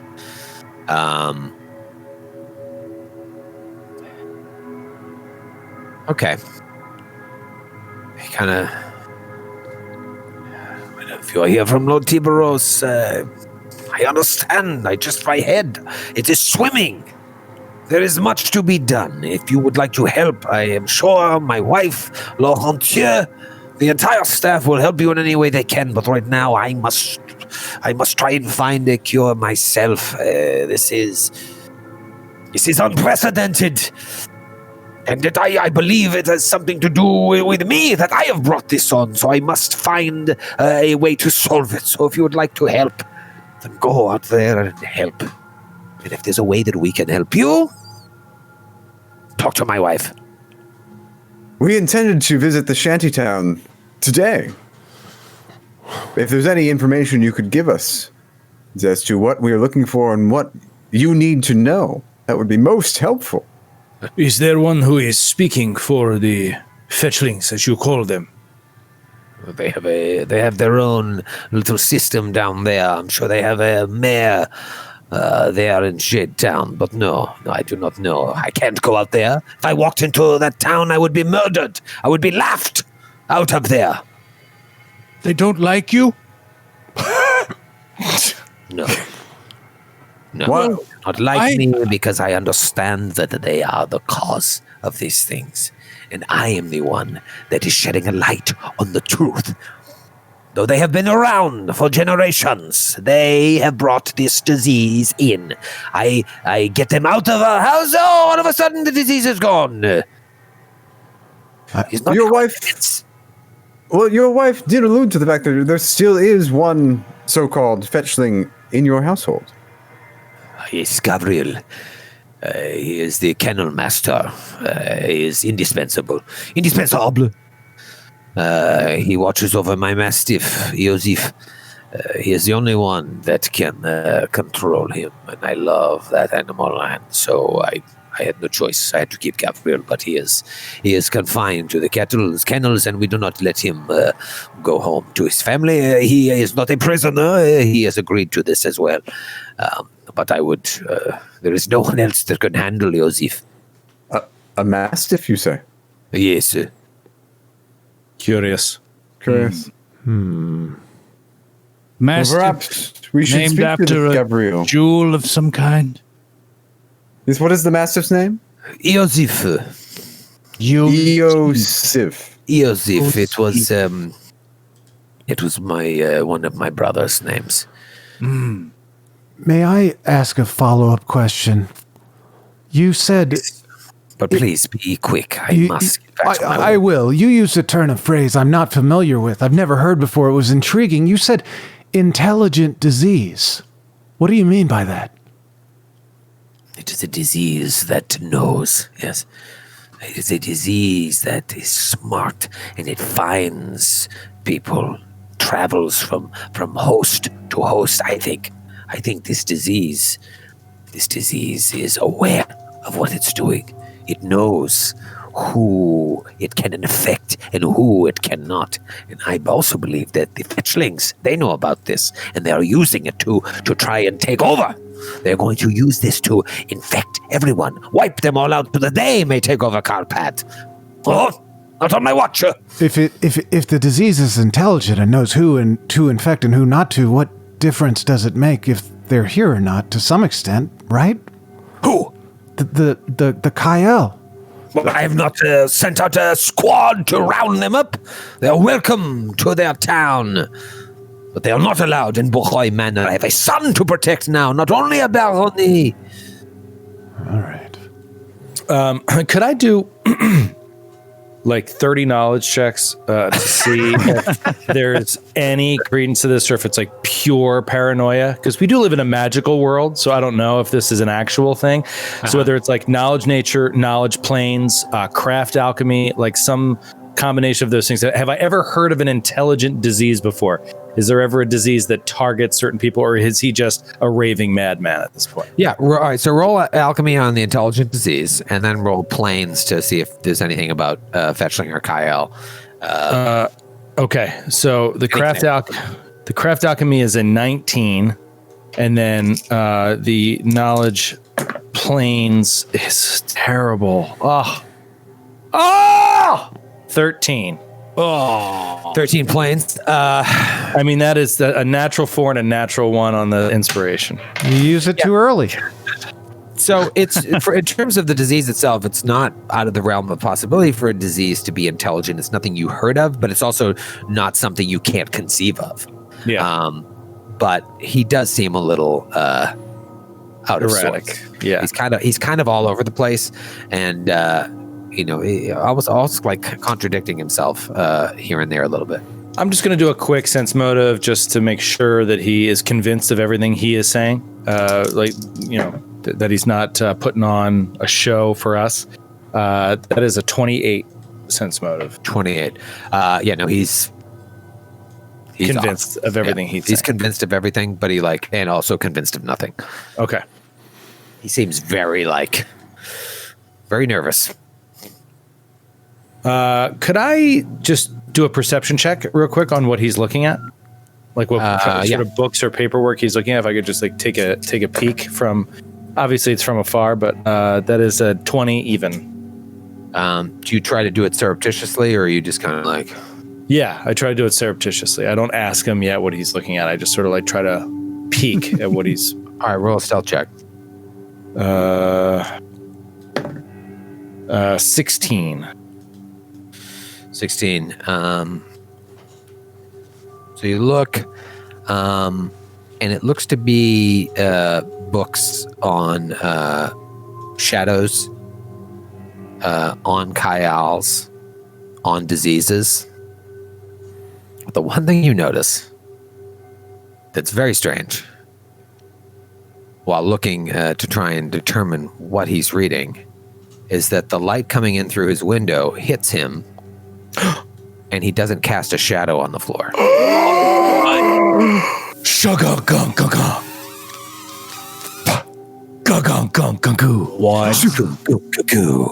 Knowledge planes. So is that a knowledge religion or a knowledge? I mean, yeah. Is he of the shadow plane, or is he is he a vampire? Is he undead?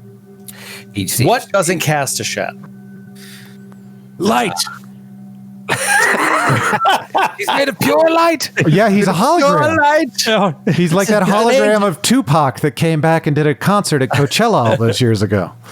He's like the Doctor from Star Trek Voyager. You're talking to him. I mean, there's nothing that makes you think he's not human. If you wanted to dig deeper into what he is, you'd need to physically touch him and start feeling him. It's more of that that's odd.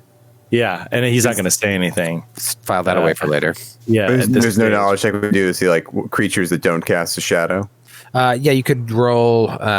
You could go through all your knowledges, but go with Arcana. Okay. I don't have that. There we go. That is a 29. There we go, Joe. 29. 18. You have heard that some fae and vampires don't cast shadows. That's sort of what jumps out in your head. Okay. Fairies. All right, so he's going to hold on to that, and then obviously team meeting. Yes, please. I am very busy. I have been. Yes. We'll leave it to your work. Your servant, sir. Yes, and the lavatory. It is outside and downstairs. Right. Outside? I can't go outside. I'm shy. You have a knoll. You pee behind the bush. But I'm also a bear sometimes. Oh, all right. But one more question. If you ever die, can I have your desk? Sorry, I'm sorry. I didn't mean to say that. I just have to go so badly. I'll leave. Goodbye. Goodbye. All right. I'm sorry. It was very strange. I admit. Bye. Goodbye.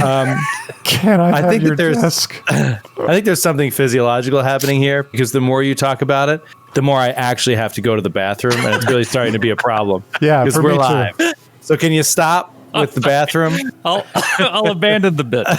Can you abandon the bit?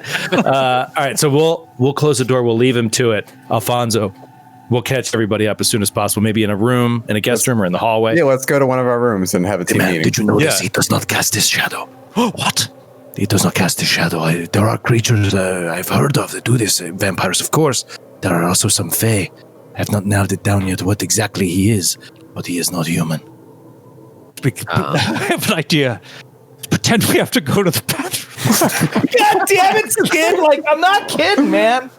Oh, that's amazing. Hey, Mikey. Go to the bathroom. What if we have Perhaps we should pay our respects to the baby and see if he casts a shadow as well. Good idea.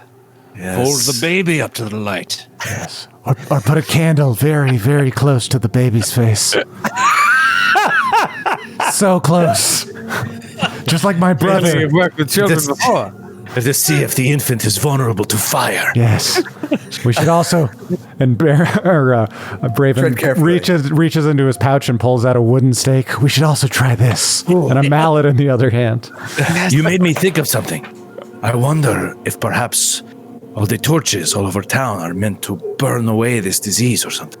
Oh, They believe it is floating through the air and can be simply burned away by random torches. Just a thought. I assumed that the torches had something to do with the shadows, knowing as we do this region's relationship to the shadow plane. As the torches.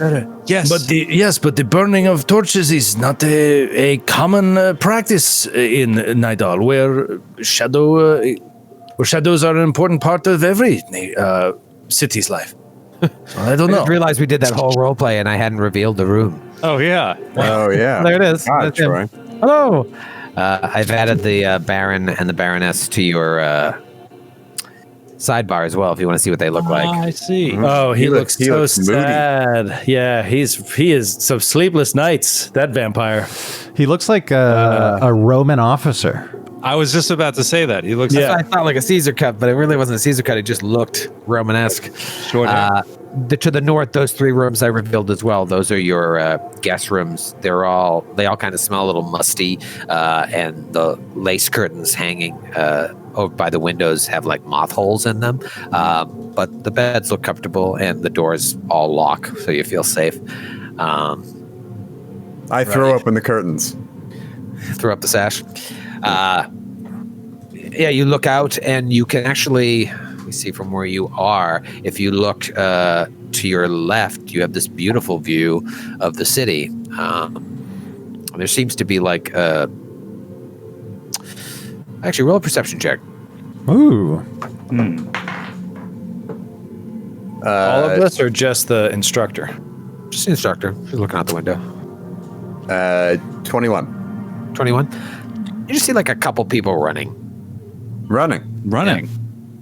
Like a jog? Screaming? They got kind of a bird's Screaming? eye view.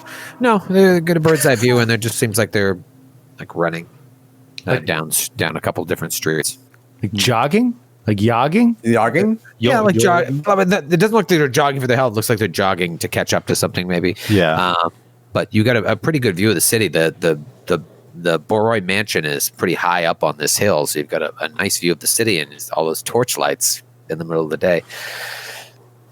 And you see the Temple of Zonkuthan, but you don't really have a good view of the river and of aforementioned Shade Town, Shade Row.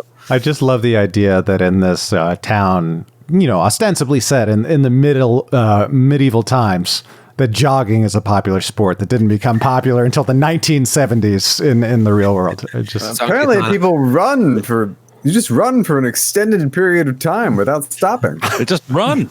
You got to stay fit if you want to cut yourself. Jogging and horror. Well, what do we want to talk Raven and Karazor are bunked up, and Alfonso got his own room, and then the professor it still says professor. We got to change that. Well, just in case her friend shows up, she just needs to make sure she has, the room to accommodate her. Still curious about how all that works. How all it works? I don't know. Like, there's only one bed. Do you sleep on the floor? Do you get the sheets and she gets the blanket and you switch one night? What's going on? Raven, I don't ask these intimate questions of you. Well, you're welcome to. To be honest.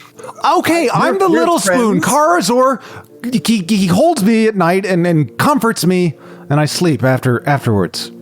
But only his legs. Only my legs. I only hold his legs. Yes. Well, I'm glad that you feel comfortable enough to share that with me. Yes.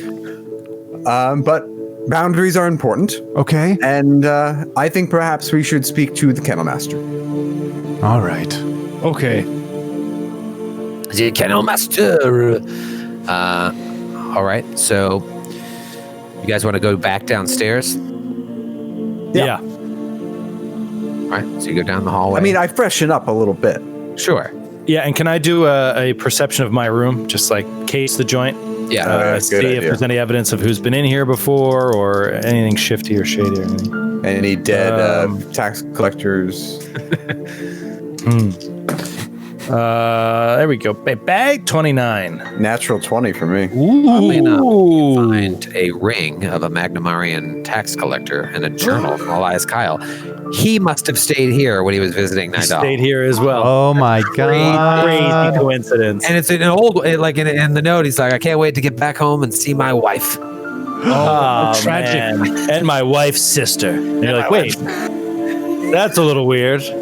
Why did he say that? Why did you say that specifically? Hope nothing ever happens to my wife. He writes the quotes. I hope nothing ever happens to my wife. Why would he write my wife in quotes? In his journal. Jaminda. Sweet Jaminda. Sweet Jaminda. A sister only in name.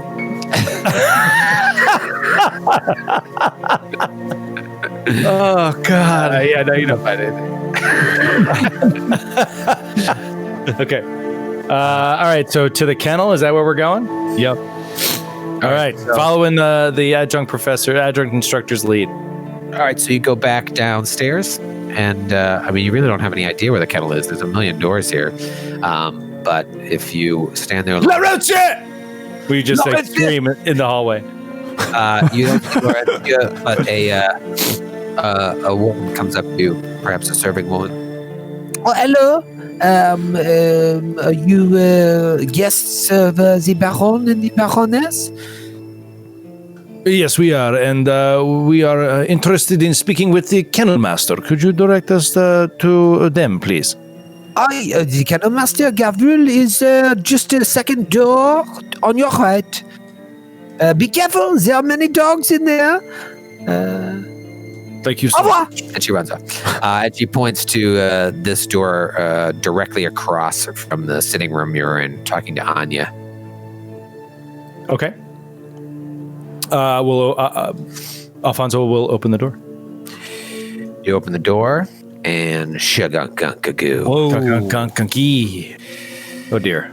You open the door, and there are, on both sides of the room, rows of painted kennel houses. It's not on the map, but each of them are large enough to hold an enormous dog, as evidenced by the half a dozen or so enormous dogs sleeping, pacing, or contentedly eating large chunks of raw red meat throughout the room.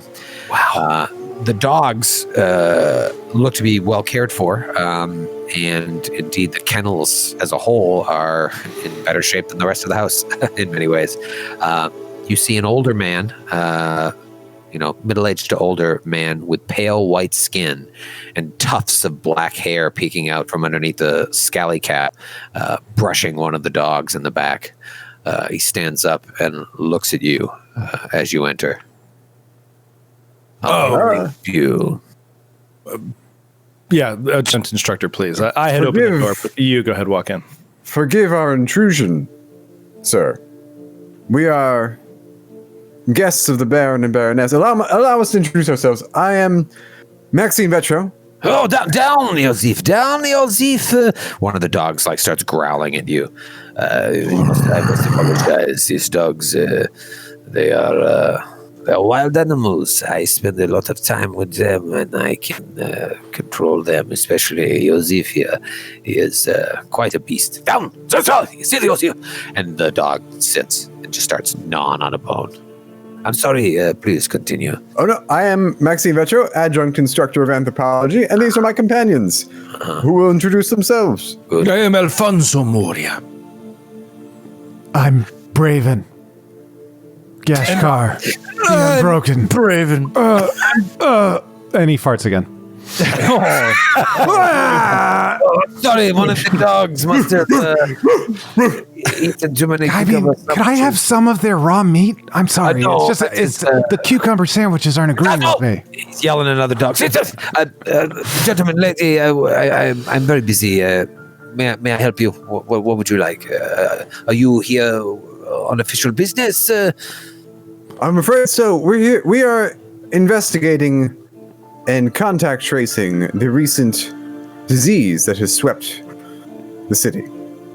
And we're wondering if you might be able to shine a light, as it were, on some of the recent goings-on.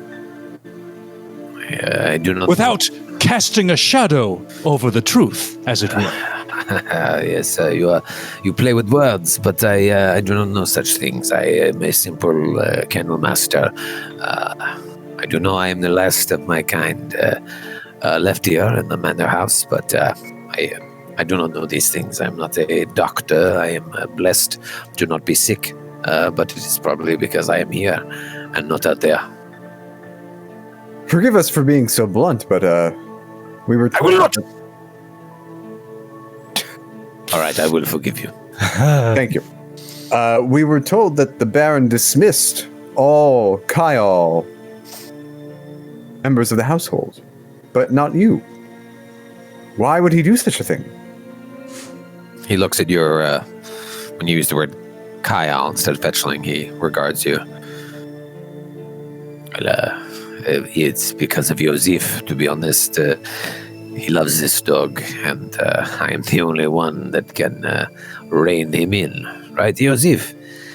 He's a good dog, but he is big, he is strong, and even though he is special to the Baron and him do not always get along, so he needed me. I took it as a blessing. Forgive me, that was not actually my question. My question was, why would he dismiss all Kyle from his household? I believe it is not my place to say such things, but I have heard that perhaps the Kyle were responsible for this disease. That is what they said. I do not think it is true, but it is not my job to have an opinion on such things. I brush dogs, I feed dogs, I take care of Yosef. This is what I have heard. If I did not have this indispensable talent, as it were, perhaps I would have been cast out as well. Have the Kyle in the city fallen victim to the disease?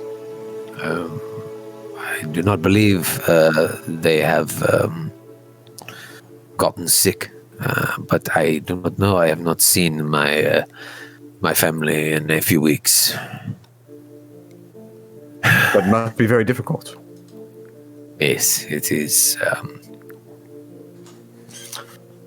We are... He kind of gets lost for a second. Our plan was to go down into Shadetown today. If you'd like us to communicate a message to your family or extend them some kind of update, if you'd like. Roll a diplomacy check. All right, I will. Diplomacy checks is some fun. We roll them all the time, but it's a what's the word I'm looking for? Like a rule that we don't always play really close We attention. never, the changing If you attitude. play it by the rule, it's very brutal, hard. difficult. You want to try and turn a hostile person to at least unfriendly. It's DC 25 plus the creature's charisma modifier. Now, this guy isn't hostile. I'd say he's indifferent. The book also says that. And so the diplomacy to turn him to friendly is 15 plus his charisma modifier. And for every 5 you go over that, you could go from friendly all the way to helpful.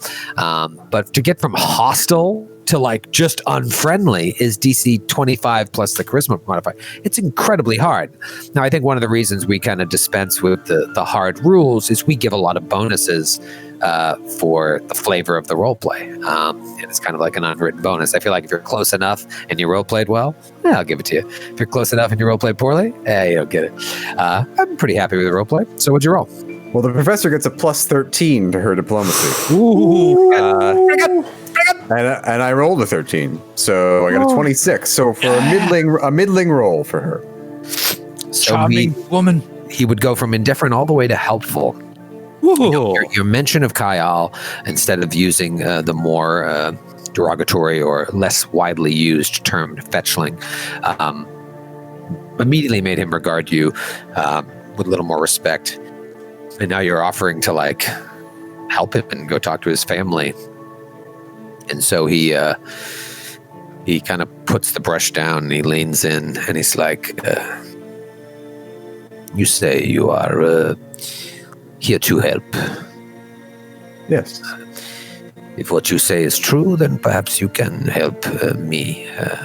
I do not ask much, but I have a situation and you appear to be trustworthy. Perhaps you can help. If not, it will sort itself out one way or another. Before all this disease, this tallow throat, as they call it, started spreading, before the other Kyle were released from the manor, and before people started disappearing all over Carpad, I was having an affair with one of the citizens who unfortunately also recently disappeared.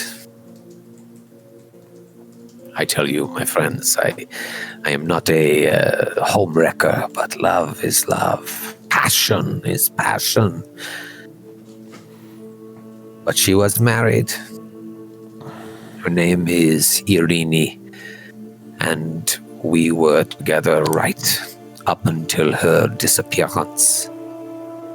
You must understand, human-Kyle relationships are still considered taboo in Carpad, even though some say the Kyle have been here longer than the humans. But especially now, in this time of panic, it is frowned upon, and the combination of adultery and Irini's abduction means that if the affair became public, I would have to flee the valley or be killed, perhaps. Because I last saw Irene on the afternoon of her disappearance. But I tell you this, I know that I was not the last person to see Irene. Go on. I had to sneak out the window, as I often did. I am ashamed sometimes when I think about it, but I loved her. I loved her like I've never loved anyone. But her friend, Catalina, had come to visit, the Chandler. She arrived for lunch. We'd lost track of time. And that was the last time I saw her. Shortly thereafter, I was confined here. The other Kyle were let go, and I do not know what to do. I cannot go and find her. I'm not allowed to leave the house, but I also fear that once people know not only of the affair, but that I saw her on the last day, the last afternoon, before she disappeared, it could mean terrible things for my safety. So if you are going out there, Perhaps in your travels, if you find out any information about Irene, it would be most helpful. I know nothing about leading a double life. But I do have a certain sensitivity to your situation. I can imagine. I can imagine. I can empathize in a theoretical way. Sympathy. And yes, exactly. I wish there were a word for it, but You really got to get a dictionary, Maxine. Should have grabbed it upstairs. I guess that's why you're not a doctor. I don't know why Braveness is being so rude in the middle of this very sensitive moment, but you can count on us and on our discretion. Thank you. You are very kind. As I said, there are a lot of complications. I do not regret what I did. I know people were hurt, but we were drawn to each other. There was nothing else we could do. I just want to make sure she is okay. What do you think happened to her? I do not know. I have not been out in so long. All I hear is these stories that things are happening all over Carpad. The disease, the disappearance. Perhaps they are one and the same. There's an evil lurking about. I do not know. Well, we shall go out into the city just right now. We shall investigate the disappearance of your Irene. I promise I promise you, I swear on all our lives, we shall return with her this very night. I will to your word. I feel like deep down, Skid is starting to hate this game so much in general. It's like, from the time he's like, as long as you can promise, we will all return alive. It's like, I'm so sick of being sent out to die constantly. And every quest being a red herring for something else. Not even God himself could stop us from returning with your lamp.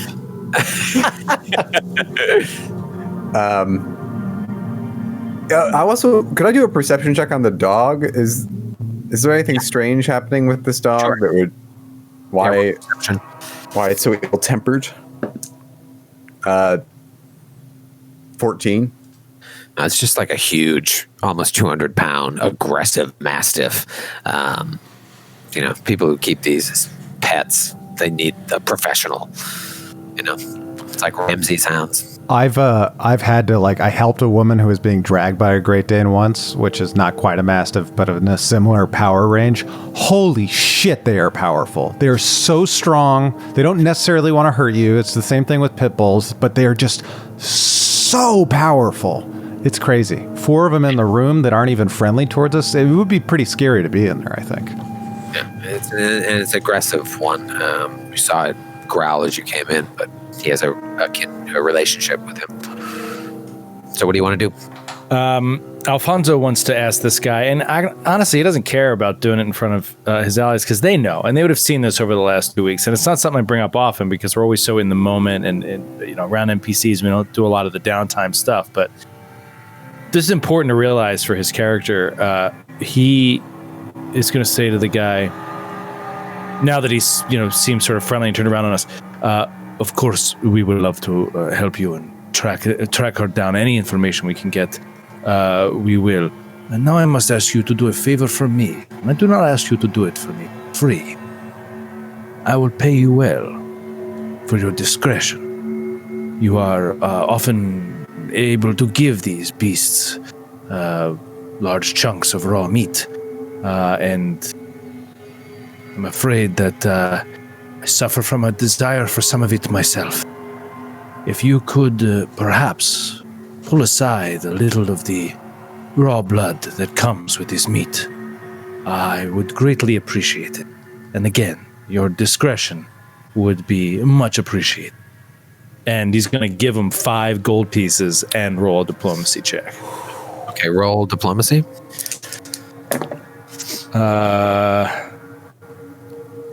27. Ooh. Wow. Okay. It's an odd request. You go to hand him the money, and he puts his hand up, and he's like, I will admit it is an odd request, but it is an odd world that we live in. I do not need your money. I have plenty of raw meat blood to go around. If you are able to help me, or if not, you seem like good people. The blood is yours. Well, then I thank you. It is, I'm afraid, a sickness. It is something that I am unable to control. I wish I could, but I cannot. And it is going to be... It will ease my mind greatly to know that I do not need to seek it elsewhere beyond the meat you feed the dogs. So thank you. I will give you the blood of our choicest cuts. Prime cuts. All right, so what do you guys want to do? I mean, I would also just like, we don't need to roleplay this, but can we get background on like where we should go to find, this Catalina, and also maybe his family, and, maybe some pointers on going through Shade Town, as it's apparently called? Yeah, Shade Row. I think I said Shade Town. It goes by both names. All right, so going back, I think you guys are back on the Carpad map now. Yes. Yep. All right, so where I'm Can we get right very here very tiny representations of ourselves? It's very, very tiny, ant-like. Wait, you don't see them? Well played, LaValle. Oh my God, is that someone jogging? Look at Yosef and baby Marek. They're all there. All right, so you're up here on the hill in Boroi Manor. Down here is Shade Row. You passed it on your way in. The Temple of Zon Kuthan is just on the other side of the river, north of Shade Row. If you're just asking Gavril or like finding out some information from the Majordomo before you go, he'll tell you that right when you cross the bridge is kind of the area where the town watch is. And then you've got the center of town in the back, in the farther north area. And there's like a big bar that everybody goes to called the Weeping Willow, just on so it's like a town square. And so the Weeping Willow, it's trivia night tonight. Oh, nice. And then the Catalina's shop, the chandlery, if you ask about, it's right at the bend in the river. Chandler, you guys know what a chandlery is? They make candles. Yeah, so she's a candle maker. Nice. And Oh, her shop, she is the Chandler. I thought her name was Chandler. yeah, no, Catalina, the chandler. The Chandler. The You know what chandler. they make candles out of? Tallow. There you go. Plot Without thickens. with As all they say. the bonfires and the torches, you would assume that business is booming for Catalina. But that's the overview of the town. Obviously, once you get in there, you'll see a lot more. Yeah. All right, so to Shade Town or to Shanty Shade Row. Shade Row. Shade down Shade on Row. Shade Row. Down on Shade Row. All right, so you start heading. You leave the barony. You leave Boroi Manor. Laurentio says, "I will see you when you return." And you start walking down toward Shade Row. When you get to the bridge that leads into town, you notice that looking into town to your right, to the north, you don't see a lot of people. But then you see, similar to what Maxine saw, a couple people running to the north. Everybody roll a perception check. Are they sprinting? Or are they jogging? It's a big difference. They're running like they're trying to catch up to something. So as fast as they can. They're not pacing themselves. 26 from Braven. 26 exactly. Oh, high five, 26. Alphon. Yeah. 16 for the adjunct instructor. Okay, Karazor? 10. 10. All right. So everyone except Karazor and obviously Braven, you hear it a lot more clearly. So I'll give Braven the real lowdown. You hear in the distance, I'm sorry, and Alfonso, maybe towards the, I asked for these rolls and then I don't listen to what the responses are. I hear one number and you're so like, Braven got a 26. All right. So Braven and Alfonso especially really hear this, but to a certain extent, AI, Maxine Petro hears a little bit too. You hear, sounds like it's coming from the northeast, the din of a shouting crowd filling the air. And you see people running in that direction. Oh, maybe we should go. Should we check that out? Yes. Yeah. I didn't see anything, but I think we should investigate this mysterious whatever it is that happened that I don't know what it is. Well, I just explained it to you, Corazon. Oh, you did? Oh, thank you. Thank you. You are my eyes and ears, my friend. You see... Cut hard since your cataracts, and I'm here to help you. My glasses fell off. Or is it what are they called? Is that a... Pons nest? Prince nest? Yeah, something like that, yeah. we'll jog north. So you start jogging north. You go over the bridge, and you head in the direction. You see you're like catching up to some of the people that are running in the direction. And as you go, all of a sudden you see a crowd up ahead on the northeast side of town. As it opens up into the town square. So you go all the way up to where the square is. You see an inn, a smithy, a carriage house marking 3 sides of the town square, paved with cobblestones. This isn't the dirt roads of Ravenmore anymore. There's a gnarled, leafless oak growing in the northeast corner. 3 thick branches from the tree are standing straight up amongst a bunch of kindling on the ground around it. And 3 Kayal are tied to stakes. Oh, no. Surrounding the kindling. Oh, no. And you see a middle-aged man, like up on a dais near where the kindling and the stakes are. And the 3 Kayals, a middle-aged man, a woman, and a younger man. And all around them are dozens of villagers forming like an angry mob. And standing near the stakes on this little dais is a man with the Boroi heraldry on him, and he is holding a torch and addressing the crowd. And he's like wild-eyed. He's like, "These vile shadows stole not only my daughter, right from our home, my sweet, sweet Olya. We must have justice for what they have done to this town, with the disease that they have spread as well. They are bringing a plague to Karpad, a plague that they can use as a precursor to a revolution against us. We will burn them. We will burn them all for what they have done." And we'll see you next week. Jeepers, man. Come on. A witch was burning. There's a witch! There's a witch! This was supposed to be a simple plague investigation. It was just a simple plague investigation. Does she float? They're burning witches. Does she float? Guys, we'll see you in the after party. Thanks. All right. Hang it out. Thanks for hanging out, everybody. Hang out, everybody. Bye, everyone.